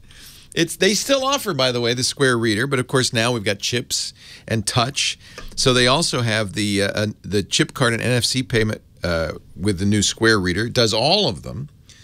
Square is a really cool company, created to make it possible for anybody who wants to take credit cards to do so without a merchant account, without any special setup. Just right away, as soon as you get your Square reader, you can take credit cards. And it also is cool because you can set up the Square point of sale. If you have an iPad, they have a great point of sale solution. Compatible with iOS and Android. Now, the free Mag Stripe reader needs a headphones jack, so, obviously doesn't work with the new iPhone 7. For that, you'd get the $49 new Square reader, which uses Bluetooth LE, so you don't have to worry about a headphone jack. The Square stand makes a complete point-of-sale solution. You can sign up in minutes, and then you can take every major credit card. And by the way, they also are great this way. A lot of other people will charge you extra for certain credit cards. Not Square. It's the same price. 2.75% for each swipe, dip, or tap. You can even take keyed-in transactions if, somebody's credit card isn't working, and they'll charge 3.5% and 15 cents per transaction. This is the best deal anywhere. They create custom packages, too, for big businesses. There are no hidden fees, there's no penalties, and there's no commitment. You only pay for what you use. Plus, they pay out fast. They deposit your money within 1 to 2 business days. It's just the best way to take credit cards, no matter what. Even if, you're a business with a point of sale, or you're just an itinerant plumber or carpenter or handyman or web designer. It makes it so easy. Everybody I know now uses Square. I just got a massage the other day, Square. She uses the phone for the music, and then she takes the phone out of the thing and plugs in the Square reader. It's awesome. Square even has your back with up to $250 a month in free chargeback protection. And if you need on-demand deposits, just 1% of the total deposit amount. The Square dashboard, customers love Square. I love Square because I get the receipts in the mail and all that. But the dashboard for the seller, the merchant, is even better. You can use their PC or an iOS app, and you could see everything, historical and real-time sales data. You could track inventory.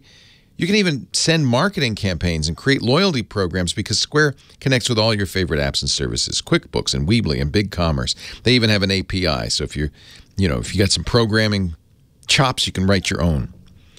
And of course, top-level security and great customer support, free of charge. See how Square will work for your business if you sign up now using our special URL, which is square.com. Let me type it in. /TechGuy. That's a special Square URL. Your first $500 in sales get free processing. Some terms apply. Square.com/TechGuy. Look at that. If you don't have the Square yet, it's just fun to have. I just went around charging my friends. Said, give me money. Well, hey, how are you today? Leo Laporte here, the tech guy. Yes. It's time to talk tech. Computers, the internet, home theater, digital photography, smartphones, smart watches, all that jazz.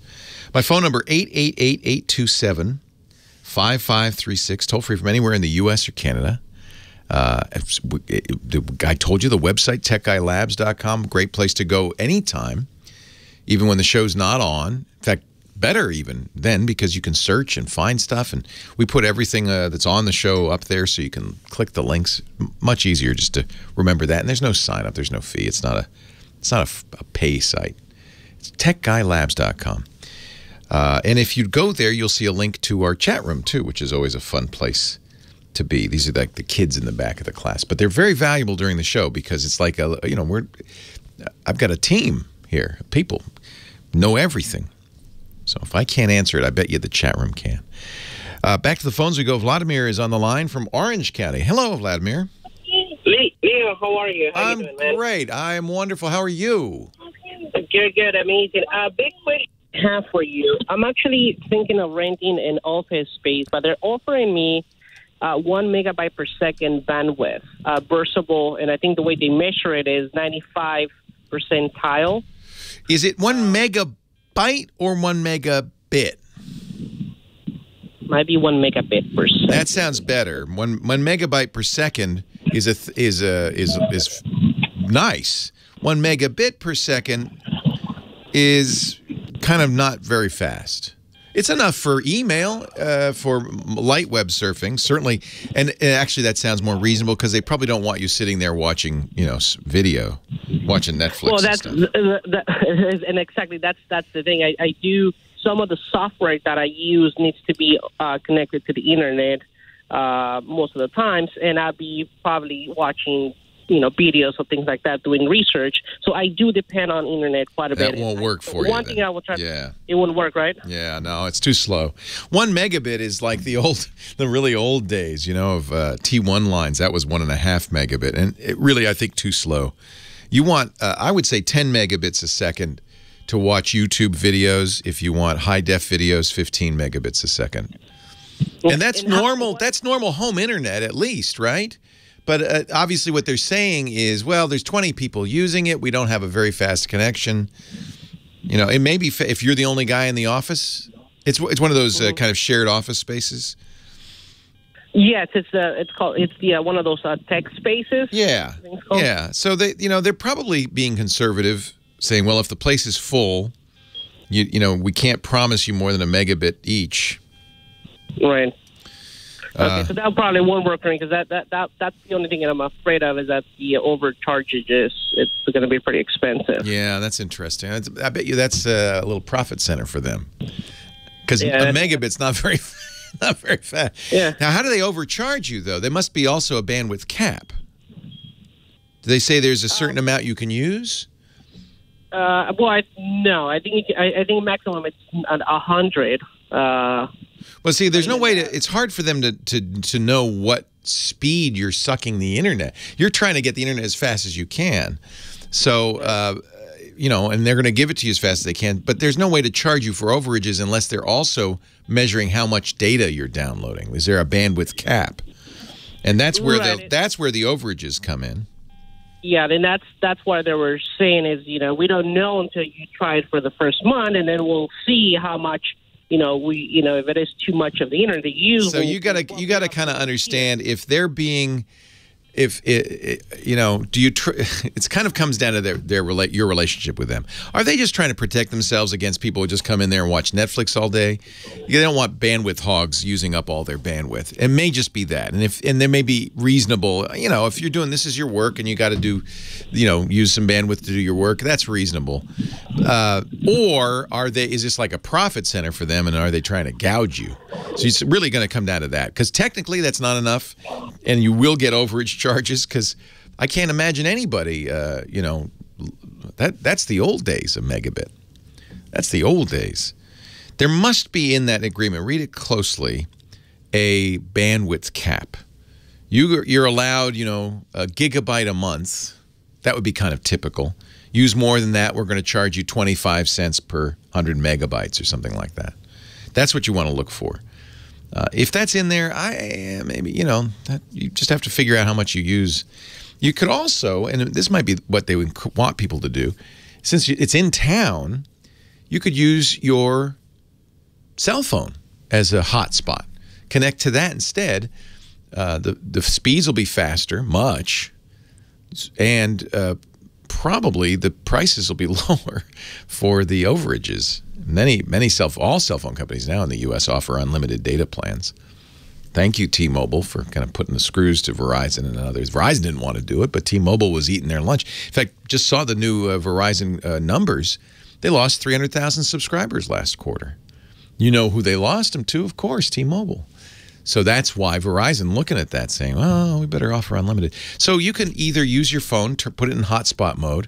And again, sometimes the internet, the cell phone company will charge you $20 a month or some additional fee for hotspot mode. Or you can rent or buy one of these cards. They look like credit cards. I call them MiFi cards, but they have other names for them. And the whole idea there is it's a Wi-Fi access point that gets its data from the LTE network. So it's pretty fast. They will have different rules about how much data you can use, and you can usually attach 5 devices to that. So you could attach your phone and your laptop to it. Just make sure you password protect it so those other mooches in the office space don't borrow your internet.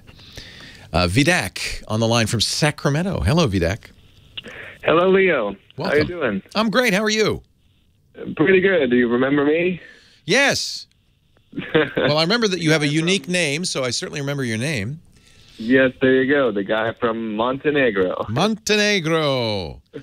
I love what a beautiful area.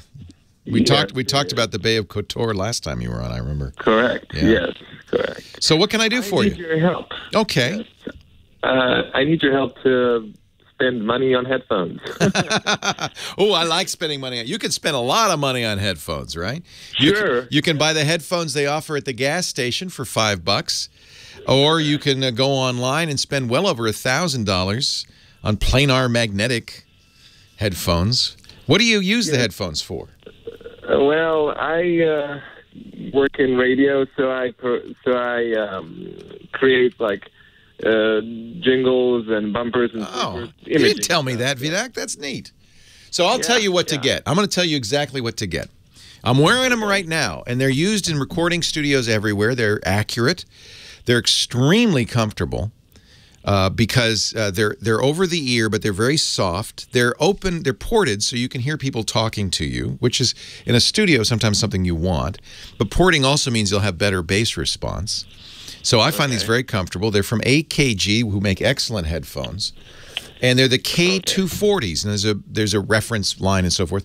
But the basic K240, which I'm wearing right now, is ridiculously inexpensive. I used to spend $200 for these. They're $50 now, $50 or $60, and they're just. Oh, I've used them actually. And every studio has them, and they're cheap, which is probably a good thing because headphones get beat up. I am a huge fan of these. Are they portable at all, Leo? Well, they don't fold up. They're bulky because they have those nice pads. Yeah. Sennheiser makes much more portable on-the-ear headphones that are also widely used. Sennheisers are quite accurate as well. Both of these are. Go ahead. Here's my problem. I do most of the stuff at home. I don't necessarily have access to professional studio equipment at all times. So I'm looking for something that's going to save me from buying JBL studio monitors. Yes, this would be a good choice. And they're portable enough. You have headphones will travel. They come in a case. I love them. Leo Laporte, the tech guy. Sorry, Vidak, I ran out of time there. Yeah, I remember when you were in studio. It's nice to talk to you again. Yes, I was. Yeah. And I may be in your neck of the woods on the 6th again. So Good. Stop by. Good. I'll look forward to seeing you again. So yeah, I mean, and in fact, when you're here, I'll let you try these on. I think they're really great. The only thing that wears out is the earpieces, and you can buy them. And John, they're leather, and they crack sometimes after a while. And John goes out and he buys like half a dozen cloth ones. That goes around. Yeah, they just got because they're over the ear, but they're super comfortable. I mean, I wear these, 6 hours a day. A lot of studio guys do. Can you stand listening to music on these? Totally. I mean, at home, I go home and I have my Hitman 400 planar magnetic $1,000 headphones, but I would never use those in a studio. Paul Simon. It was funny. I was talking to Paul Simon. And he said, yeah, I don't like to wear good headphones in the studio. I said, what? He said, yeah, because then it spoils me. Because then I hear it sounds so good in the headphones, and then I listen to the recording, it's terrible. That's my problem. I have, mine are regular home speakers, and they color the sound. Right. Well, these aren't notoriously flat. If you really want something for mixing, then you want something very flat. Now, by the way, the JBLs are far from flat. Okay. But people loved them for mixing. They have a unique sound, and a lot of records have been mixed with those JBL Centuries. If you go to headphone.com, you can look at the frequency curve of all the headphones they sell there. They're very good, and you can find flatter headphones like the Grados. Grados, I don't find them very comfortable, but Grados are extreme headphones plural. Oh, that's Monster. Jeez. Let me make sure I get you the right website. Don't go to Monster. Don't buy Monster headphones. Those are terrible. I think it's headphones.com, plural. Let's see. Unless Monster bought headphone, that'd be sad. Yeah, headphones.com. They sell headphones, and they're kind of headphone, snobs. So they talk a lot about frequency response. Headphone snobs is what you want. So you want better frequency response. In fact, if you're going to do it for mixing, they sell headphone amplifiers. You probably want a headphone amplifier as well. Can these go straight into my MacBook, or do I need a amp? Well, yeah, they can, but you would rather have an amp because, for a couple of reasons. The DAC and the amp, they'll sell amps with better digital to analog converters. They plug into the USB port on your Mac. Any recommendation for that? I would go there. They have a bunch of them that are very good, and they focus on the DAC because that's what's critical. And you also get more power, so you can drive high impedance headphones better. An amplifier makes since you don't want to buy studio monitors and all that requires. Get good headphones and a headphone monitor. You're going to have very good mixing. But remember, you're going to have kind of aggressively left-right stereo mixing. So you're going to have to... Yeah. But I think the Grados are flatter. There are a lot of flatter headphones.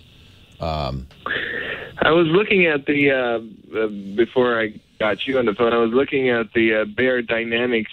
Excellent. 770, I think. Yeah, those are very good. I used Beyers for years. Not comfortable at all. Not comfortable? No. They're like the old COS 440s. They're heavy, plastic headphones. I know they bug me. Maybe they're more. It looks like they're making them more comfortable now than they used to. Leo Laporte, the tech guy. 8888 Ask Leo, the phone number. We're talking headphones with Vidac. Lots of great choices out there. You can spend a lot of money on headphones. I wish I had the ears. I wish I had young ears and I could tell the difference between $1,000 headphones and $200 headphones. I can't anymore. And I have to say, the AKGs for $60, those are pretty great. They're pretty great. Marty in Los Angeles is next. Hi, Leo. Hi, Marty. Leo Laporte, the tech guy.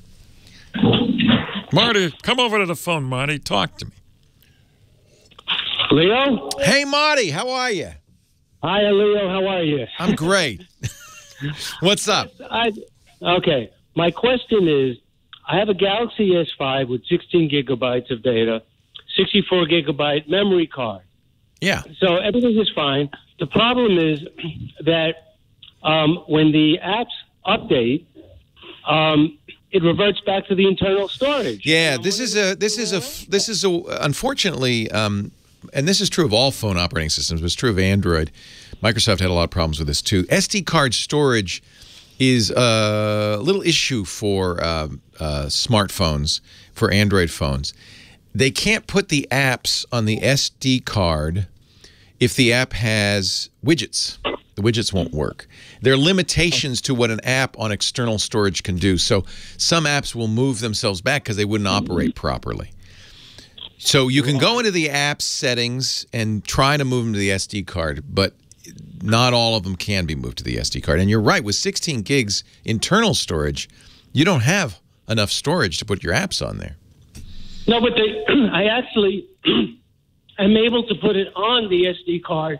The trouble is when they upgrade, it automatically goes back to the internal storage. In other words, I get them on the SD. Yeah, yeah. You mean the upgrade of the app or the upgrade of this operating system? No, when they internally upgrade. They move themselves. Yeah, well, I guess you got to keep moving them.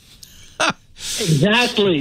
So the way Android solved this in later versions, and I don't know if the S5 supports this, is something called adaptive storage, where they take the SD card and they trick the operating system into thinking it's an extension of internal storage. That solves this problem, but only newer phones do it. The S5, I don't remember it doing it. I think the S7 might have. Right. So a newer phone, you wouldn't have this problem. You'd also have more internal storage. The new S8, the only size it comes with is 64 gigs internal. 16 is so lightweight that, yeah, I understand why you want to put it on the SD card. Right. I was considering getting the S8. Oh, you would love it. I was not a fan of the S5, to be honest. I loved the S6 and S7. I felt the and I loved the S4. I loved the S3.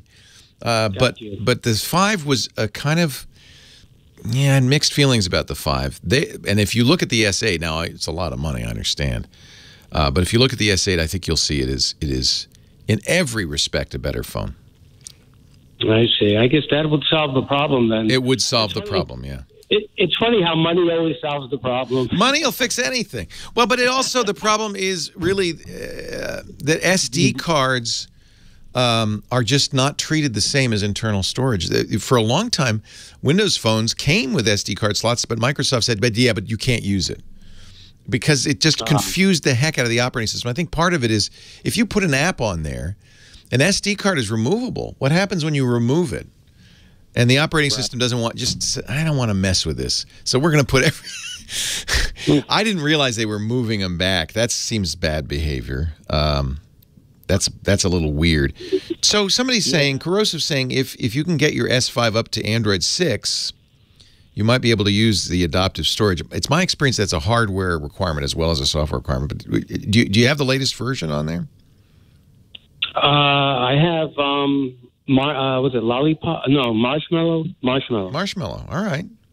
Well, look in the settings and see if they offer adaptive storage. They may not. You know, they don't do it anymore, so having more internal storage would really solve it. In fact, what I do now, 64 gigs is so much that I don't bother moving my apps. And apps do work better if they're in the internal storage. But I put all the data, pictures, music, all the data, audiobooks, they all go to the SD card. And that leaves enough room easily with a 64 gig phone. I have 168 apps on here. I doubt people need more than that. I have a lot of apps on my phone. But 64 is a lot. Yeah, I think Samsung may not do adaptive. Was that a Google-only thing? And it might have only been on the Nexus phones. It was. I'll have to look it up. But yeah, get a new phone, Marty. It's time. You've had that one for a while. Cesar in San Bernardino. Leo Laporte, the tech guy. Hi, Cesar. Hey, Leo. How you doing, sir? I am well. How are you? Good, good. Thank you for taking my phone call, man. This is cool. I appreciate it. Well, I appreciate your calling. It'd be a very boring show for just me talking the whole time. What can I do for you? Yes, you know what? My brother has an iPhone 6s Plus. My wife has, well, we all have iPhones. And, you know, when you send text messages back and forth to one another, I guess you can put other people in it and then become a group. Groups, your blue bubbles. But the problem is, if you're going to do group messaging with Apple's Messages app, which is what your iPhone uses. No, not the blue bubbles. Not the blue bubbles. You get green bubbles. Those are Android users, and they can't be part of the group message. No.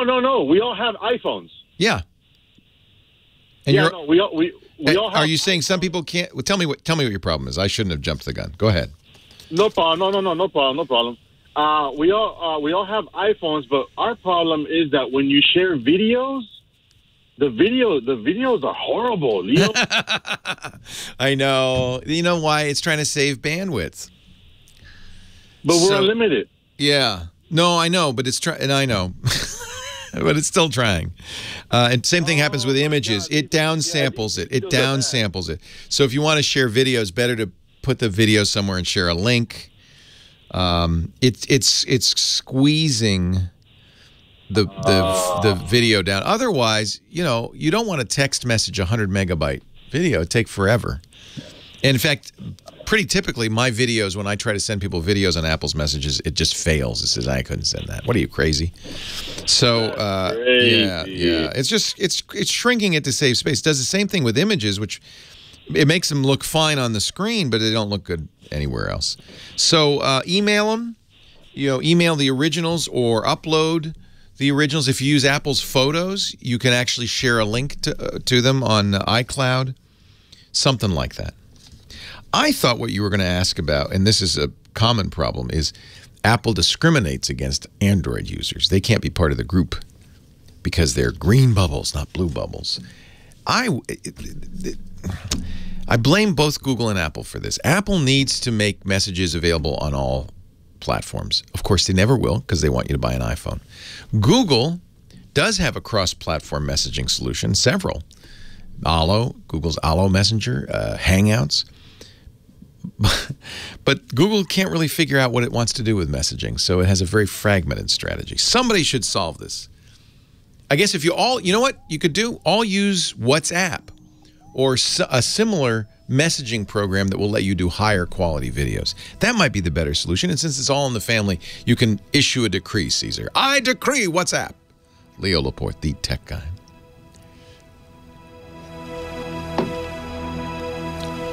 That'd be a solution. So the S7 can do adoptable storage, but not the S5. All right. Yeah. Yeah, Google took SMS out of Hangouts, unless you're a Google Fi user, which I am. But they haven't put SMS in Allo. Allo's the perfect solution. Just get rid of every other messaging app on Android made by Google, which makes several, and do it as Allo.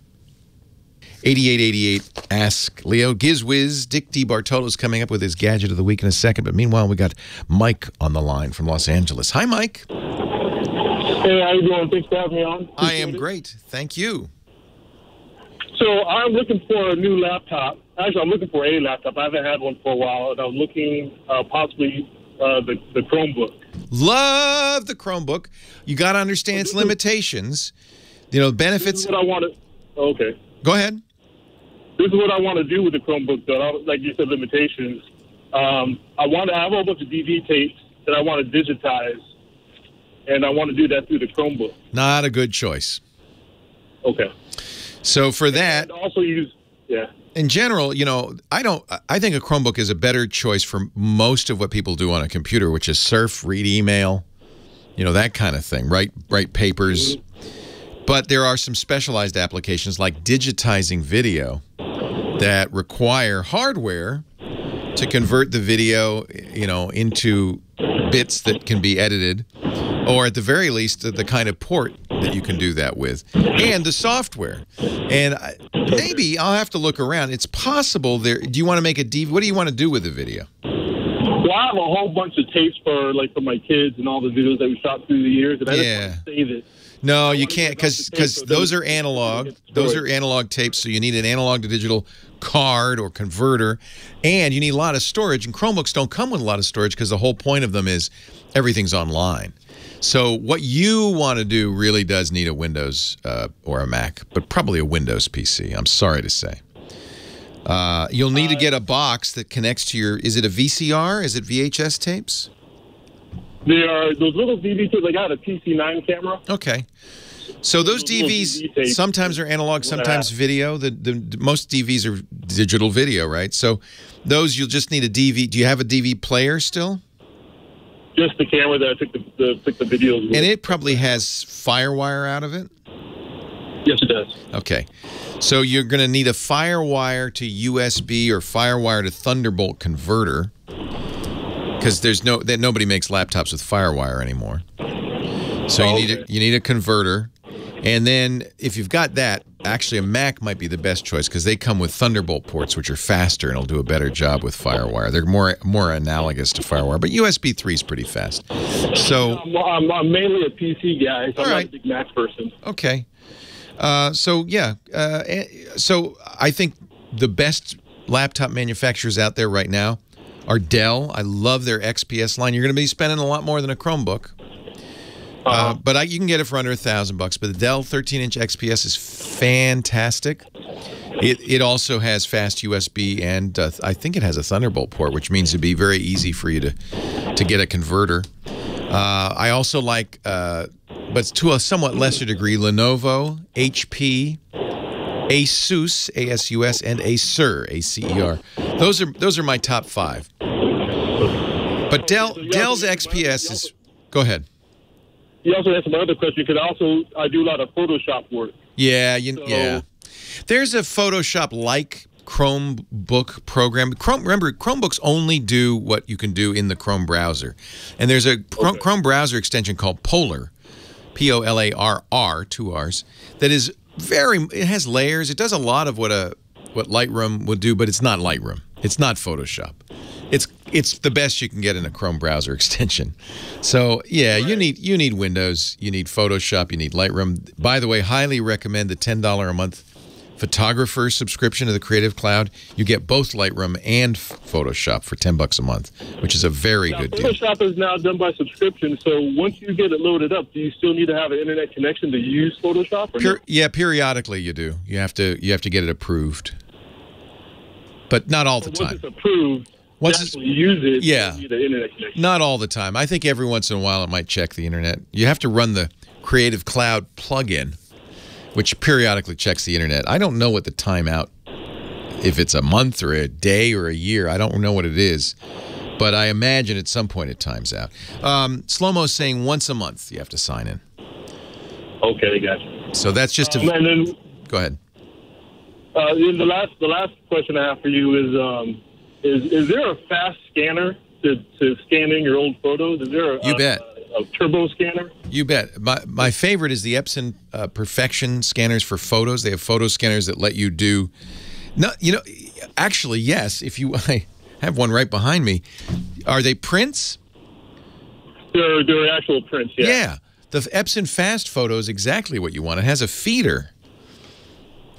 It's expensive. How long does it take per photo? It's pretty quick. You can do as fast as 1 a second. You're probably going to not want to use the fastest mode. It depends on the quality you want. But they're quite fast. But because it has a feeder, you can put it in and walk away. Oh. Epson Fast Photo. Pricey, but it does a great job. Now, if this is a one-time only thing, which for most people it is, I got a box of photos and I got a box of VHS tapes or DV tapes, sometimes sending it to a service bureau and having them convert it is worth your time. But if you I looked into that, but the problem was definitely with the video. They're not, because some of the tapes are not always filled up, and they're just going to let it run through, and they're not going to edit it for you. No. So it's kind of like I want it all together when it's done. If you're willing to take the time and spend a little bit of money to do this, you're always going to do a better job than a service will. Okay. But the Epson Fast Photo is pricey. You're going to spend some money on the connection to the laptop. The laptop itself is going to be pricey. It adds up. The scanner, what's pricey when you're saying pricey? I don't remember the price of it, but I think it's several $100s. Let me see. Epson Fast. Really? Yeah. It's amazing. It's definitely the fastest way to do it, but it's not an inexpensive scanner. Yeah, $649. Oh, $649 for the scanner. $650 for the scanner. Okay. You can get if your time isn't too valuable, you can get a manual. Epson's Perfection scanners will do one at a time, do a very, very good job. It's just you're paying extra for that sheet feeder that you can run all those photos through. It's more useful, frankly, if you have a lot of stuff. That's the. And I should mention Epson is a sponsor. I just read the Epson ad read. They're a sponsor of this show. But I am a little partial to them for other reasons as well. I've used Epson forever. The Fast Photo is kind of amazing. It's designed to do high-speed photo scanning. They say it's the world's fastest. 600 DPI, as fast as a print a second. That's pretty good. And the feeder means you could put 100 prints in and walk away. Do it overnight. Not cheap. Not cheap. So, make sure you either have a lot of photos or this is an ongoing project. Maybe get your neighbors and family and friends to subsidize the cost of the scanner. And My favorite Windows laptop out there right now. There's some really good ones. Actually, I should mention Microsoft also makes very good laptops. I have a Surface Book. They also make the Surface Pro. But I love those Dell XPSs. They're border-to-border screen, just gorgeous. Lenovo makes some very good ones. Those ThinkPads are you know, for business, there's no better. Asus and Acer both are doing very interesting things like the 2-in-1s that fold over and so forth. So there is more creativity and variety in Windows laptops now than anything else. There's just a ton of interesting stuff happening. 8888 Ask Leo, that's the number. Hey, the GizWiz, Dick DeBartolo, he's coming up in a few minutes. Don't forget our website, techguylabs.com. You don't have to write anything down. I'll put links up. Actually, James DeRuvo's putting the links up as I speak. We also put audio and video after the fact, and that's free. There's no sign-up. techguylabs.com. Our final segment of the day coming up with Dick DeBartolo right after this.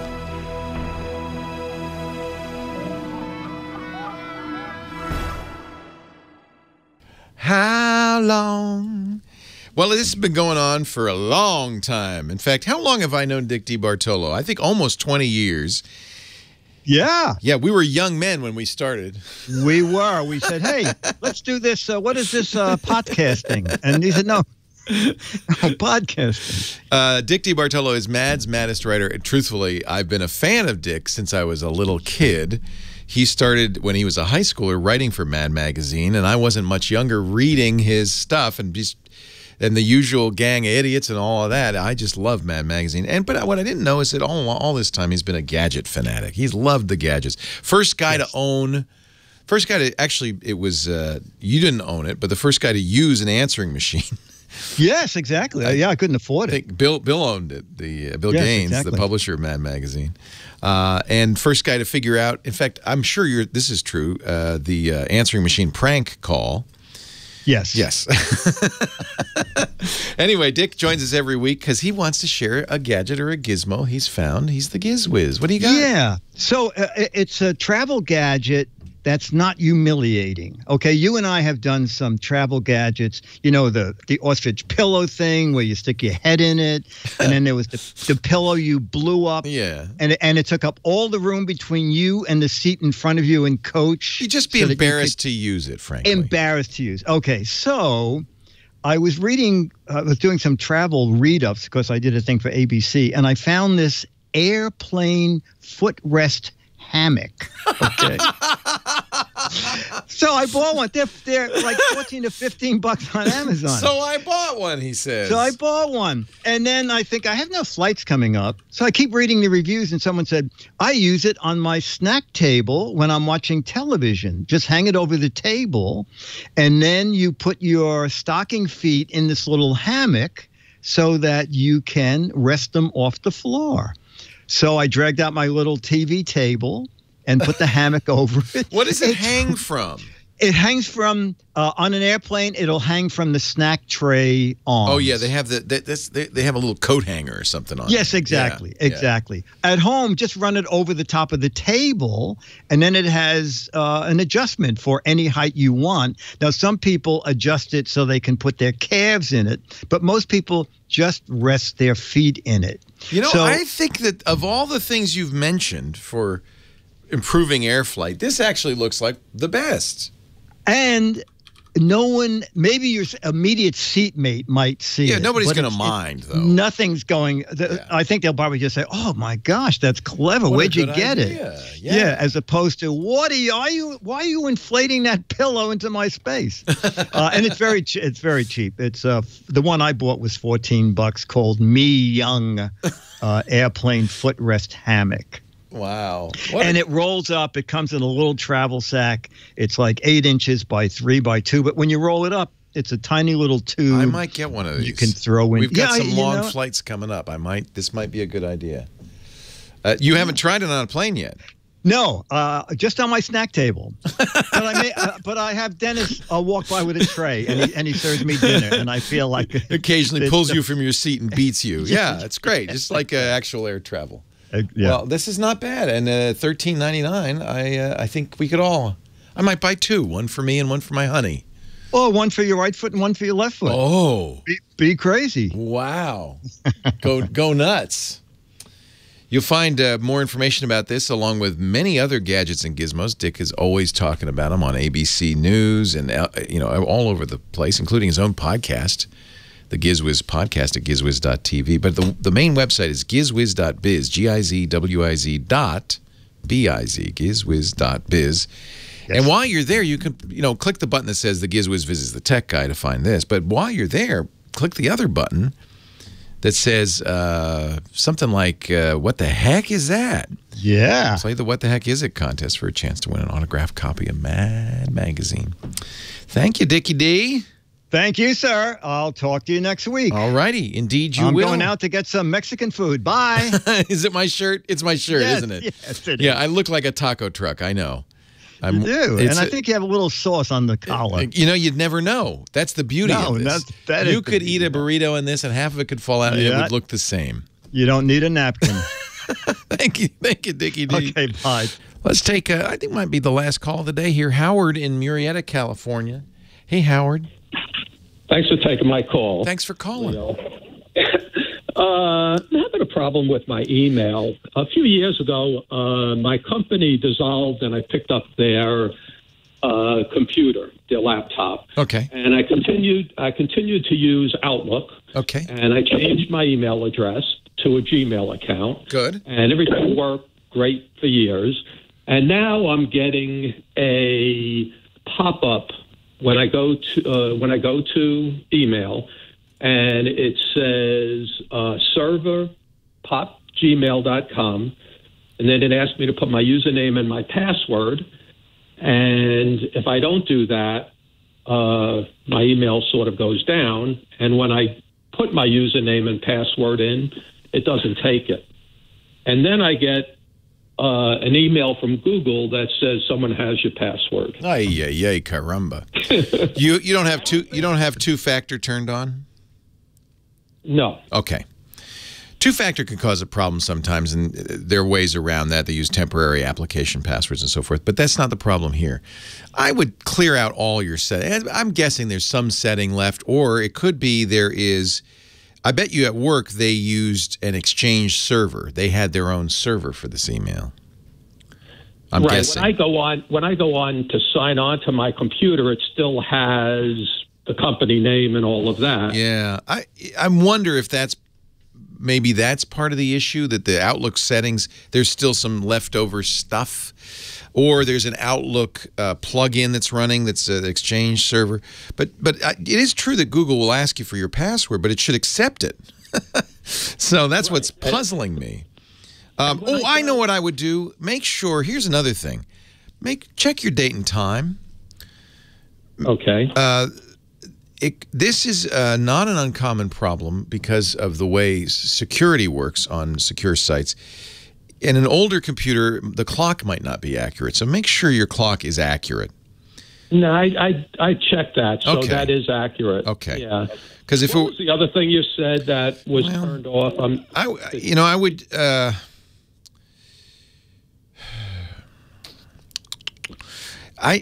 This is an interesting puzzle. Gmail is generally, of course, designed to use in a web browser. And when you open your browser and access your Gmail, does it act normally? Say that again now? Have you ever accessed Gmail from your browser? That's how it's designed. Yes, I have. And that acts completely normally, right? It does. Yeah. Yes. And I even changed my password just to see if that was worked. Maybe a problem. I think your Gmail settings need to be updated. Go to Gmail's help section, Google's help section. Get the IMAP settings. Those will work better. I think you're using the POP settings. And redo all the settings in there. It won't delete any mail that's in there. It won't cause a problem. But it might solve this problem. I think it's a settings issue. Leo Laporte, the tech guy. Thanks for joining me. See you next time. Well, that's it for the Tech Guy Show for today. Thank you so much for being here. And don't forget, it's just the tip of the iceberg. We do nearly 30 shows on the Netcast network. It's called TWIT, T-W-I-T. It stands for This Week in Tech, and you'll find it at twit.tv, including the podcasts for this show. We talk about Windows on Windows Weekly, Macintosh on Mac Break Weekly, iPads, iPhones, Apple Watches on iOS Today, security on Security Now. I mean, I can go on and on and on. You even get your daily dose of tech news with Tech News Today. And, of course, the big show every Sunday afternoon, This Week in Tech. You'll find it all at twit.tv. And I'll be back next week with another great Tech Guys show. Thanks for joining me. We'll see you next time.